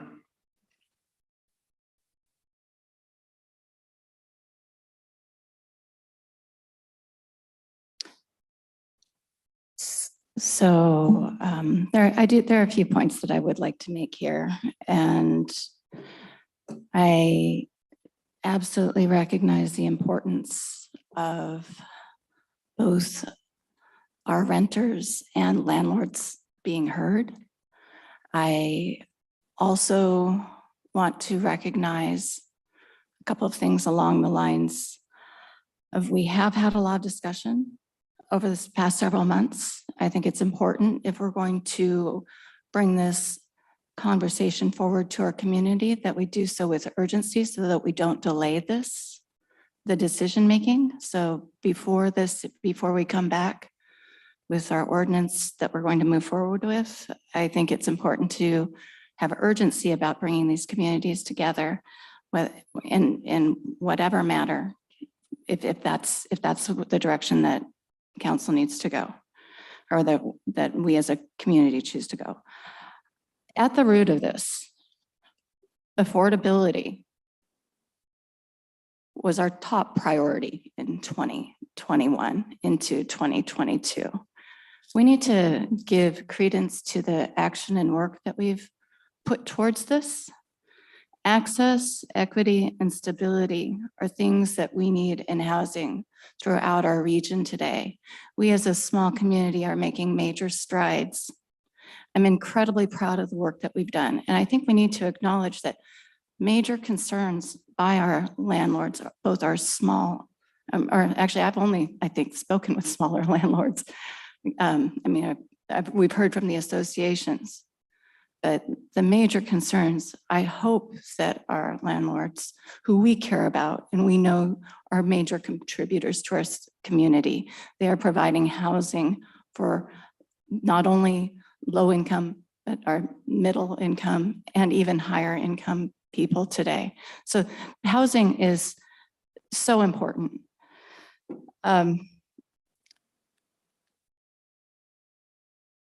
I really want to draw attention to our commenters today, and I think there's something incredibly important that we all have to give credence to, and that is that a lot of the renters that we are putting these protections in place today have not shown up. And we have to understand that at the root of that, it's access, it's knowledge. They're not checking I mean, not everyone is going to the city council site to see what we're talking about. It's not word of mouth that renter protections are coming up and there's something for them to stand up for. We are not hearing from the people directly, but who did we hear from? And I think it's important to give credence to a Berkeley PhD who's studying housing, the housing crisis in our nation. I think it's incredibly important to give NUSA and the people who are experts in the field in our region who come to the table saying how important these renter protections are. I absolutely, they are boots on the ground, front line people. We had attorneys that are representing tenants. We had people who are working in organizations helping our most needy when it comes to housing. So I think those voices matter. I recognize that not all of them were from Canmore, but what we heard was credible information that we as not only people in Canmore, but people in our community, nation, world need to really be mindful of. We need to be mindful and compassionate to both our landlords and their renters. And I think we're making great progress there. I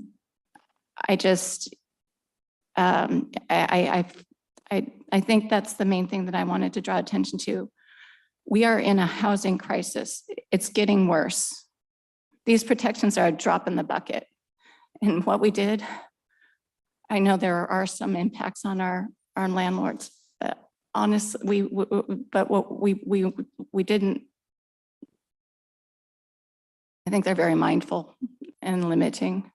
I mean, they're not too expansive as far as there's not a rent control on the amount that you can increase the rent, for example. These are about just doing our best to keep people housed. So I thank you for the moment to talk, but we have a crisis, and every little that we can work together as a community and looking out for each other is the most important thing that we can do today. Thank you. Thank you. And I tend to agree with my colleagues, Councilmember Sharpneck, Councilmember Kugler, and Deputy Mayor. I looked over what we passed back in March, and I can't find an articulatable reason why somebody who's renting from one landlord or another should be treated differently, nor can I really find an articulate, sorry, it's late, but I can't find, I'm looking through the 6 things we passed, 7 things we passed. Increased notice of rent increases. Okay, so you mail out your letter a little bit earlier explaining when rent is going up. There's a cap on late fees to 1.5% of monthly rent. There's a cap on move-in fees to 1 month's rent. There's a payment plan. We bar discrimination due to immigration status, which lines up with state law, and barred requirement for social security numbers. What we heard from multiple landlord organizations that wasn't a problem when it came to doing background, for them to do credit checks and background checks and that sort of thing. And then allowing folks on fixed income to just change what date their rent is due. For the life of me, I cannot honestly figure out where why one landlord versus another would need different regulations around these. And also, as other folks have said, I don't think that a tenant's rights should be different depending on who they happen to be renting from that day. So I am not in favor of, continued discussion around a small landlord exemption because I just have not heard a frankly compelling argument on why these things that we passed previously were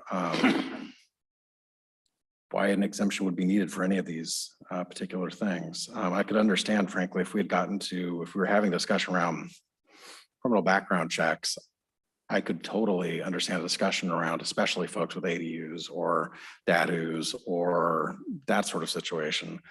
And sorry, I'm just looking at my notes on everything else we were doing today.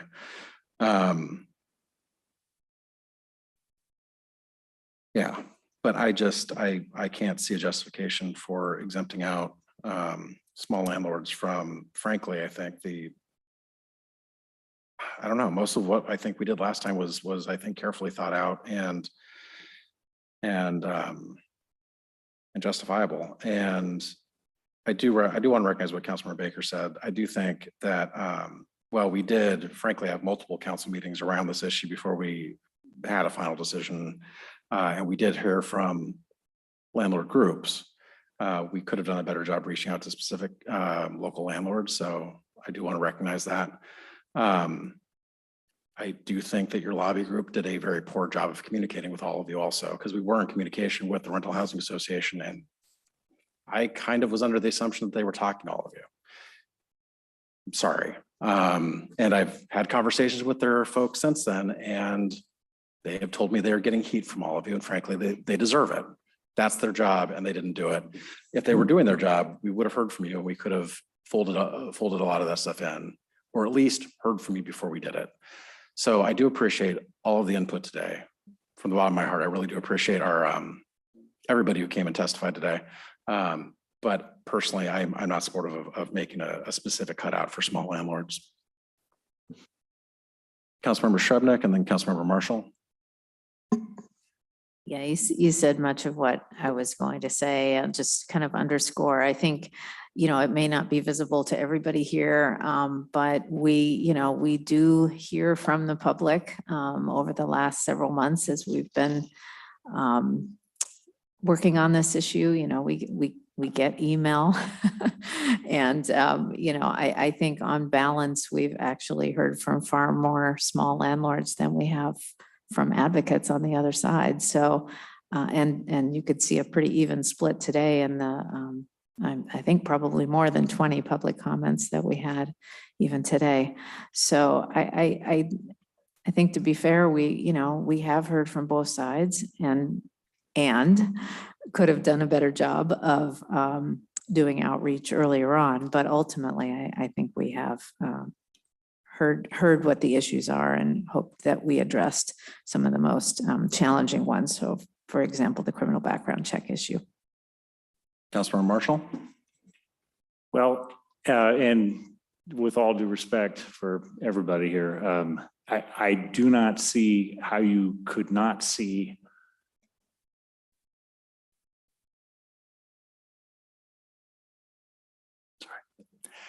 with all due respect for everybody here, I do not see how you could not see that it would be harder on a small landlord, a grandmother, a grandfather, somebody who has a limited income when they have an emergency and they can't cover the cash, they can't give as much time if they're going to increase the rent. I don't see how you could see that. I don't see how you could not see that a smaller landlord would have to ask for first and last month's rent and a damage deposit for the not uncommon and in fact eternal situation where tenants have to leave. Something happens to the tenant, something else happens, they got to go somewhere else, they're gone, they can't pay the rent, and that small landlord is left without a place rented out and a mortgage to pay. I don't see. But what I would like to ask then is, we had some consensus for a discussion that Councilmember File had alluded to, I think, and everybody was working towards. I'm very interested in that. What was that going to look like, given that we have, I think, admitted that we didn't have proper participation? I'd like to hear that. Councilmember File. Thank you. Yeah, and I really appreciate that prompt, Councilmember Marshall. Today, the city manager and I met with a group of small landlords, residents of Kenmore, and those who own property here in Kenmore. They were very clear that the small landlords union that was involved did not speak on behalf of them and did not represent their issues. We were so careful to work with multiple agencies. The city did reach out to a landlord association, and this was just a missed oversight. It was unintended, but what happened today was a very valuable conversation, and definitely they should have been a voice at the table that was missed. I can absolutely identify that. And where we are at today in our process, I see that too. But we did offer the opportunity to have them be included in decision input moving forward a little bit while the city is working on a number of issues coming back to us in fairness. But on a specific request of an exemption, which is something they really wanted us to consider, they did not have the opportunity to really go into the depth of that and what that looked like. I think we owe them the opportunity to voice that with our staff and work it through, and for us to hear that. I think that's a fairness to our small landlords, big investors of our community who provide a great amount of housing. And I think that would be much appreciated. I also would hate to walk away today and not advocate on their behalf for this specific reason that we came to an agreement. And there were a lot of, heavy concerns and emotions in that room, but we left on a good note. I think this is called working together. Sometimes we have to stop and pause and reflect back, but I'd like to ask respectfully of my fellow council members that we stop and pause on this specific issue, circle back after they have had an opportunity to weigh in with our staff. We're already coming back on other issues. It's not going to hurt anything to stop and pause and circle back. Deputy Mayor. I have to say, I agree. When we open the door to communicate with our community and participate in a process, I think it's important that we follow through. I think it's I don't need to say much more. I think that we did that. I personally, actually, I'm just going to leave it there. Actually, sorry for pausing. It's getting late, and I think that I think that inclusion is important. We have this coming before us again, so I think there's time for this conversation to take place. I also would have to agree with a lot of what our mayor said earlier, and I think other council members. I think I think that our renters deserve the same rights regardless of who they're renting from. I think that's the best way to say it. Thank you. Councilmember Shrubnik. Well, now I'm not sure what Deputy Mayor meant, because at the end of that speech just said that all tenants should be treated equally regardless of their landlord. But I'm uncomfortable actually with moving forward with this idea of some sort of small group. I don't know that they represent small landlords. I don't know how they were picked.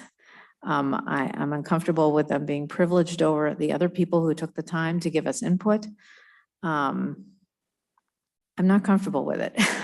Maybe that's just me. And I also think in a previous meeting, we did say that it would be helpful to have a regionalized approach and that we would encourage small landlords and other landlords to work with Arch on to that end. I think the balkanization of these tenant protections is ridiculous. It shouldn't be that a landlord moves from one jurisdiction and 2 miles away has a different set of regulations in another jurisdiction. That said, I'm very pleased with where we ended up. And I don't think that we should be treating different landlords differently. So, but I really think everyone would be better off if we had a regionalized approach.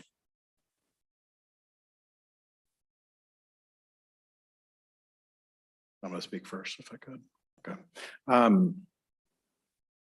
I tend to agree with Councilmember Shrubnik on that. I also, with all due respect, don't appreciate individual council members essentially making promises to groups or setting up false expectations for groups. I don't think that's helpful to the conversation because it is not one council member's promise to make, and raising people's hopes like that, especially when frankly right now, just from my quick vote count, I'm hearing 4 votes against a small landlord protection, possibly 5. So I don't frankly see the value of going through whatever it is the council member file is proposing, because I believe that generally speaking, the decision has been made. Deputy Mayor? Yeah, I hear you, Mayor Herbig, and Councilmember Shrubnik as well. That's where I had a hard time fully expressing how I felt about it. I do think community input is important. I think we've had a lot. That's part of my, it was like there's been a lot that we've discussed here. We've had a lot of community input. Really thankful for everyone who participated today and over the past several months talking about this. As I said, I think who knows if it will move the needle, but I do think it's important since we opened the door to follow through with our community members that we did today. That's where I'm going to stay with that. I think we have time to allow their voices to be heard.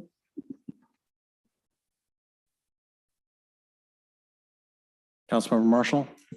Yes, I move that we direct staff to exempt small landlords from our already adopted ordinance. Defined as 4 or less units rented.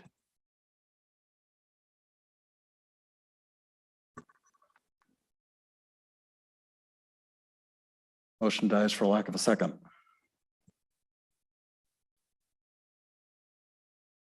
Any further discussion? Councilmember File, and then Councilmember Kugler. Thank you. I just want to clarify the commitment made today was to provide a space for inclusion and providing feedback. It was not made on behalf of the entire council. We definitely have connected other partners and stakeholders similarly. And the issue was passed over to the city manager to move upon, as he should so choose, delegate it as he so choose. I would dare not overstep my position. And so I just want to clarify that to my fellow colleagues. But I definitely see that even though we did our best, there are times when we can accidentally leave out a group. And it's a very much another talk about diversity, equity, inclusion. This is about the small landlords who did not get to participate, did not be able to have meaningful feedback or discussion given towards the issues we were moving forward on or considering for feedback. And that being said it's just a thing we have to identify. It's something I like to reflect back on. It's something I've often heard Dr. Reed say. And we can move forward and think that we've included everybody at the table. There are occasions when we may have had misstepped or a slight oversight is unintended. We could rush through, or we could stop and pause and take a breath and open our ears and take time to listen and build those relationships, because that only will make us all better. And I really appreciate the people we met with today. I know that they're very impassioned and very concerned. Not all of them have many properties. We're talking about really small mom and pop landlords. And I just respectfully want to share that with you and share that with our public. I mean, we all started this work on rental protections because housing was our number one priority, is now our number two, right? But still, it's up there. And addressing equity in housing is important, and being part of the solution to the problem we have, and addressing this issue as a young city is timely, especially as we move through a pandemic and things are tending to get harder, not easier. They're not letting up all the way. We might be back together a little bit, but cost of living is up, cost of food is up, cost of gas is up. It's hard to pay for prescriptions for folks. It's hard to pay bills. So there's a host of issues. This is just a timely thing to stop and pause and appreciate that we are a complex organism working together. And there's valued worth for everyone who's been part of that. So we are a delicate ecosystem. Councilmember Shervnick? Yeah, I think going forward, of course, we can't go backwards. It would be helpful, rather than having ex parte meetings with groups of people, if you're going to do that, at the minimum, to be respectful of your other council members, bring forward the issues that you hear. It doesn't do any good for us to be doing that. We have no idea what their issues were. They weren't brought forward by other council members. So I don't know if they were among the people that provided testimony tonight. I hope so, because otherwise I have no idea what they said. So that would be helpful to me personally, is to actually know what the specific issues were and to see whether we address them. Councilmember Kugler?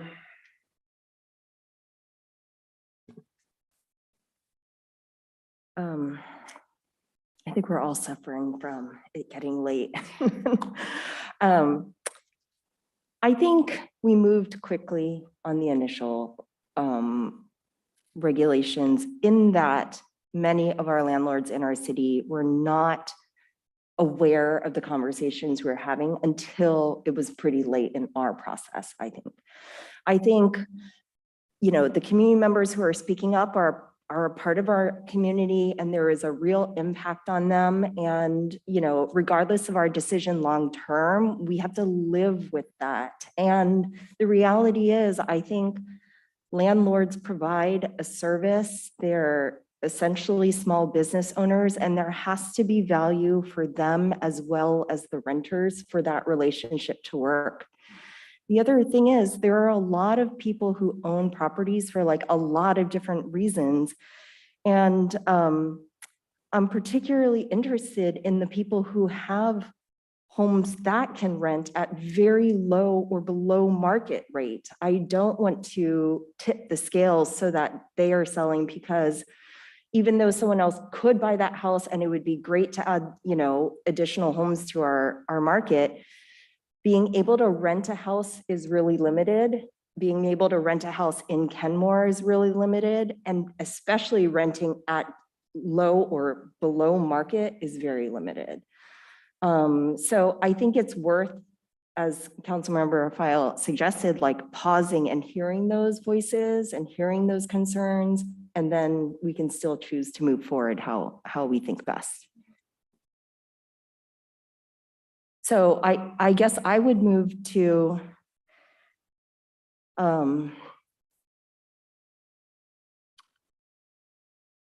maybe pause, or I don't know if I'm going to suggest something. I move to pause our initial ordinance until we have an open house or some public forum, at which time we'll decide how to move forward. Second. Motion and a second. Discussion?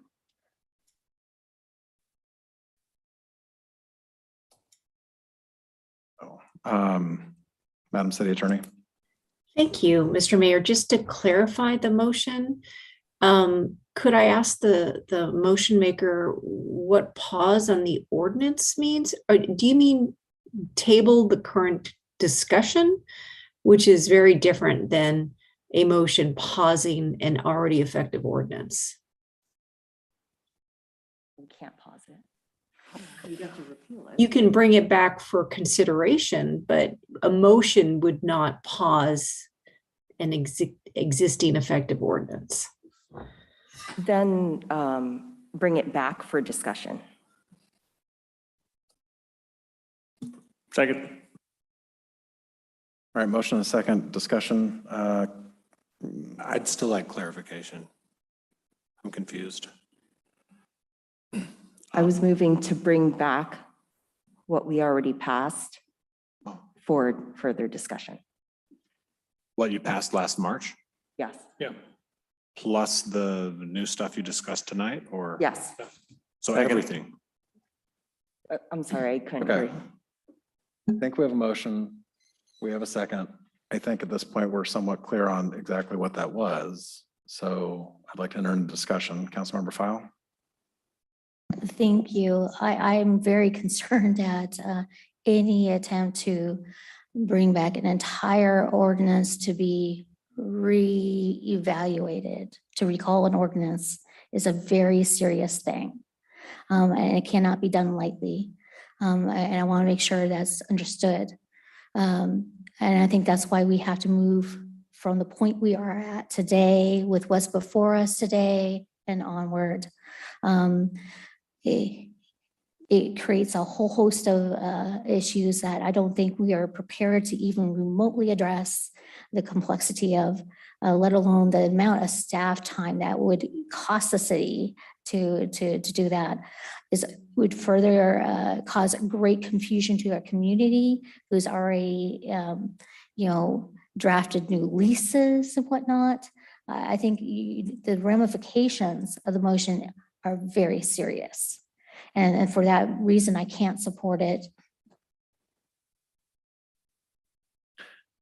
Councilor Sherman, did I see your hand? Yeah. Okay, and then Councilmember Marshall. Yeah, we can always amend an ordinance. And so what even though I don't feel it's necessary, but I heard for people who do, to have some sort of, not hearing, that's the wrong word, but additional opportunity, other than the half dozen meetings we've had, to have as yet to be articulated group of small landlords let us know what their issues are. So I'm definitely not in favor of this motion that's on the table now, but I don't see any reason why we, couldn't hear from a group of people and then determine if there's any additional action we need to take. That does not undo anything that we've already done. Again, I'm not personally jazzed by that idea, but it seems like that might be something that some of our fellow council members want to do. Councilor Marshall. My reason for supporting Councilmember Kugler is all the reasons I already stated in favor of small landlords, and then also that the concern that just about everybody here has highlighted, and the mayor, I think, apologized for, involving the process and the difficulties with the process. And what I think Councilmember Kugler highlighted.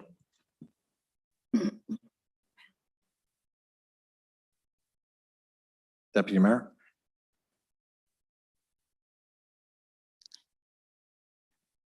Yeah, I personally would prefer something less formal than a full open house and a long process to bring this back. I think we have gone through a lot and we have access, and there's a way for staff to have the conversation that was brought up today. But I personally prefer something less formal than something that might take 6 weeks to orchestrate. I think that we've made really great progress today. I think we've opened the door to conversation with community. I actually think we've heard from so many people. I think the group that we have heard from the least is the people we're trying to protect. And I don't think we're going to be able to get a substantial number of people from the renter community in to talk about this. That said, wherever I know we need, this has to come back. I mean, it is coming back. I'm just not fully understanding the motion that we're voting on right now. So I need to, because I feel like something less formal could have been fine. Thank you. I mean, the motion on the table is to bring back the previously passed ordinance. That's the motion on the table. Councilmember Kugler. Well, I know we have to vote on this motion, but after thinking about it further, I think you're right that we could amend it and we could make an amendment at the time that we talk about the additional pieces that we talked about today. Yeah, so I could withdraw my motion. Unfortunately, once a motion is on the table, it cannot, it belongs to the body. It can't be withdrawn by the original maker. So I don't want to repeat what anybody else said, but I do generally agree with what Councilmember File, Deputy Mayor, and Councilmember Shrubnik said. I'm fairly happy with where we got previously. And frankly, you know, we have heard from a lot of people. We've gotten many emails. We had over 25 people during public comment today on both sides of the issue. We do need to be more deliberate with our outreach in subsequent issues. No question about that. Is there any further discussion? Okay, would the clerk please take the roll on the motion? Councilmember Shrubnik. No. Councilmember Marshall. Yes. Deputy Mayor O'Kane.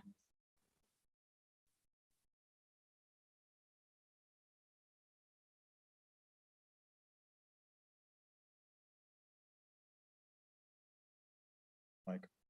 Yes. Councilmember File.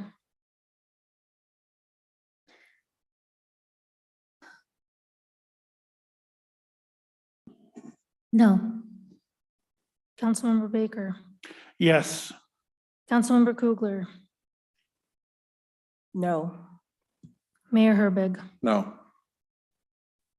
The motion fails. All right. That brings us back to where we were previously. To be honest with you, it's late and I'm not even sure exactly where we were previously. Because we were talking largely around, well, okay, I guess the question was, is there support for a small landlord exemption? We vote on bringing it back for a more detailed discussion. Oh, you're right. You're right. He made the motion. You're right. Correct. Thank you. Unless there's anything else that we need to discuss right now. Councilmember Kugler?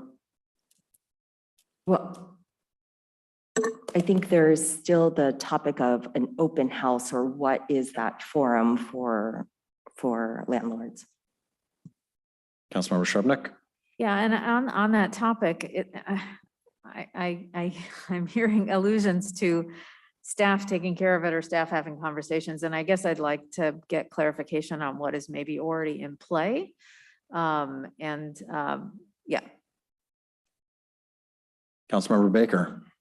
Yeah, I would like to make a motion to have staff hold a open house to discuss this with the public.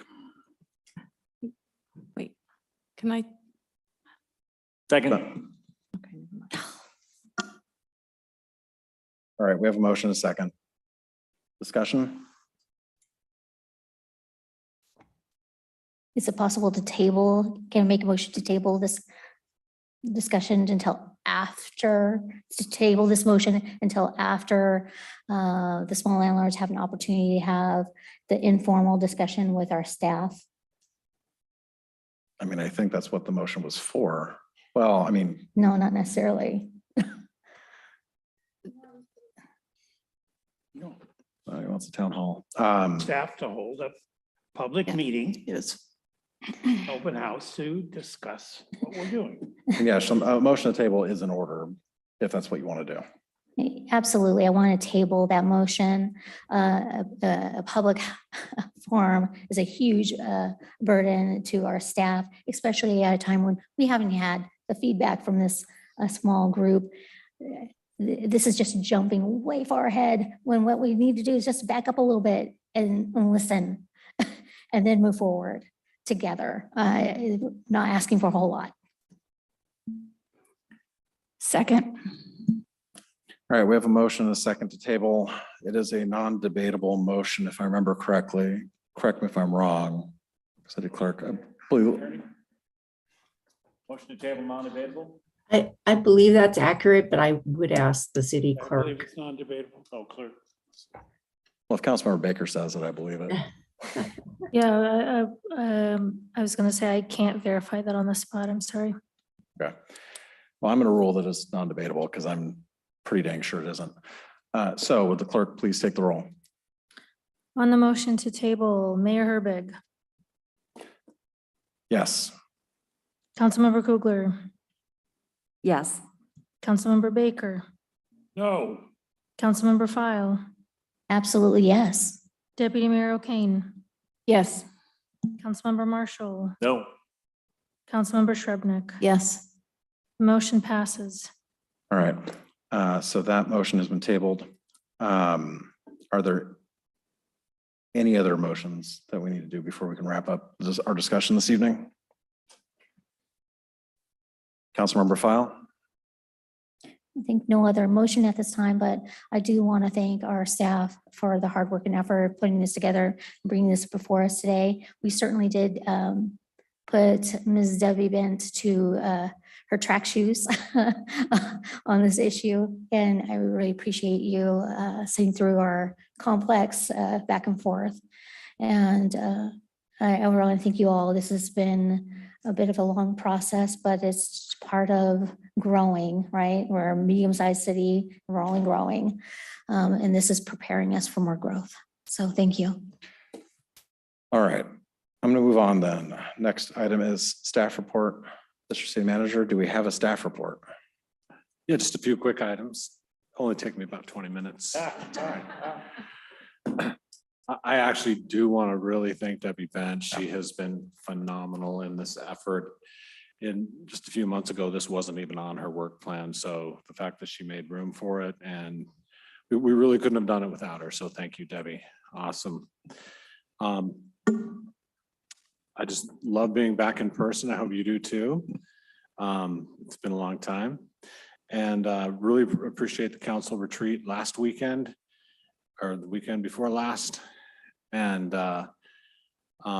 you gave us what we needed to get going on the budget process. So we're now moving forward with taking the summer to prepare the biennium budget that we'll be presenting to you in the fall. And you all know this, but for the public's benefit, the city was awarded the AWC Municipal Excellence Award for its work on ARPA. And in particular, they highlighted the direct cash assistance program that is very unique for Kenmore. So well done. What's his name in the back? And tonight we recognized Brian Hamson for his work. In his place, I've appointed Samantha Loyak as the interim department director for development services until we figure out how best to fill his position. So Samantha Loya will be the interim for a little bit. And then I'd like to just quickly turn it over to Stephanie for some good news. Thank you so much. And I know it's very late, but we have exciting news about the farmers market. Stephanie, Ms. Lukesh, we can hardly hear you. Oh, you can hardly hear me. Okay. Your headphones may have died. It's been a long meeting. Oh, let's try this. That's better. That's Thank you. better. Okay. Thank you for telling me. Farmers market, exciting news. So we are 2 weeks into the farmers market, and the first week of the farmers market, we had about 800 people come. And this last week we had about 1,000, we estimate. So we're getting wonderful attendance at the farmers market. It's a pilot program, as you know. So we're very excited this year to welcome our community. We just encourage everyone to come out and join us at the farmers market every Wednesday from 3 to 7. And our vendors, some of our vendors sold out of their items. It was so successful. So just really appreciate the support for trying this, and just welcome our community and hope you come out on Wednesday. Every Wednesday through August. Thanks. That's fantastic. Anything further? All right. Councilmember reports and comments. I'm going to go down the line here. Councilmember Baker. Yes, I will be at the AWC meeting next week. I am the secretary of the nominations committee. I'm also carrying the city flag in the parade of flags. And there's a couple of the committees I'm on.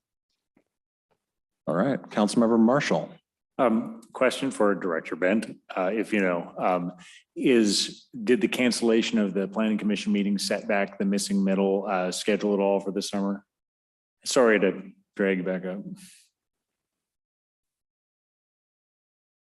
Just a question. Thank you. So the Planning Commission will be coming before you on the 27th to give you their recommendations. Of July. What? Of July. Yes. No, wait, June. Oh, okay. I'm sorry, of June. So June 27th, the Planning Commission, you'll be having a joint meeting. They'll present their recommendations. Then we are thinking on July 18th, talking to council about questions or any recommendations on the comprehensive plan. And then on the 25th, coming back to council and specifically talking about missing middle. The first date was June 18th, and then you said July. Okay. So we've got June 27th is the joint meeting. Right. July 18th is a follow-up discussion with council only on the comprehensive plan recommendations. And we can continue that discussion on July 25th as well, including missing middle. Okay, so even like the earliest potential council vote on missing middle, even theoretically July 25th, is that right? I don't think you'll be ready for Not even that. because we have to bring back an ordinance. So the Okay. question then before the council will be if you would accept the Planning Commission recommendations, staff would then bring back an ordinance. If you have substantive changes or want to do more, that's going to take some more time. Great, thank you. Councilmember Kugler. I don't have anything to report tonight. I have one thing to report for you. It's your first in-person council meeting. Welcome. All right. Thank you. Good job. Councilmember Shrubnik. Yeah, I emailed you about this as well, but the North sub-region work on with the King County Regional Homelessness Authority is starting to consider more seriously an ILA. What is that? Interlocal agreement. Thank you. It is getting late. And there is probably going to be a small budget ask with that that would occur for this next biennium. Councilmember File. Thank you. I want to say I attended a lovely meeting earlier today. We all grew through it, I think, and are better for it. the meeting with the small landlords. And I want to thank our city manager for offering his time. That was very kind of you for this meeting. Let's see, upcoming things. We have a Pride event happening at City Hall vicinity, indoor, outdoor on the 18th from 12:30 until 3:30. And then on June 26th is the City of Kenmore, and any of our community are welcome to join us in March on Pride. We just ask that they register. And the challenge is, if you're already registered, to invite a friend to come with you.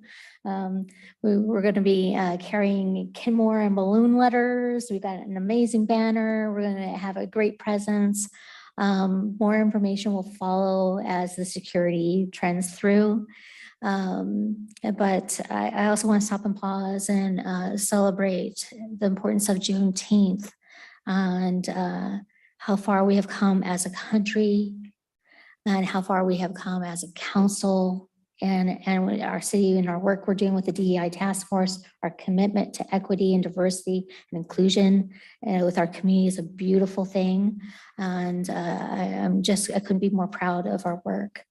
So with that, I'm just going to leave it be and say thank you. And it's been a good meeting today. Deputy Mayor. Nothing this evening. Thank you. And other than thanking our staff and thanking everybody for the good meeting, I have nothing to add either. So with that, the Kenmore City Council is adjourned. All right.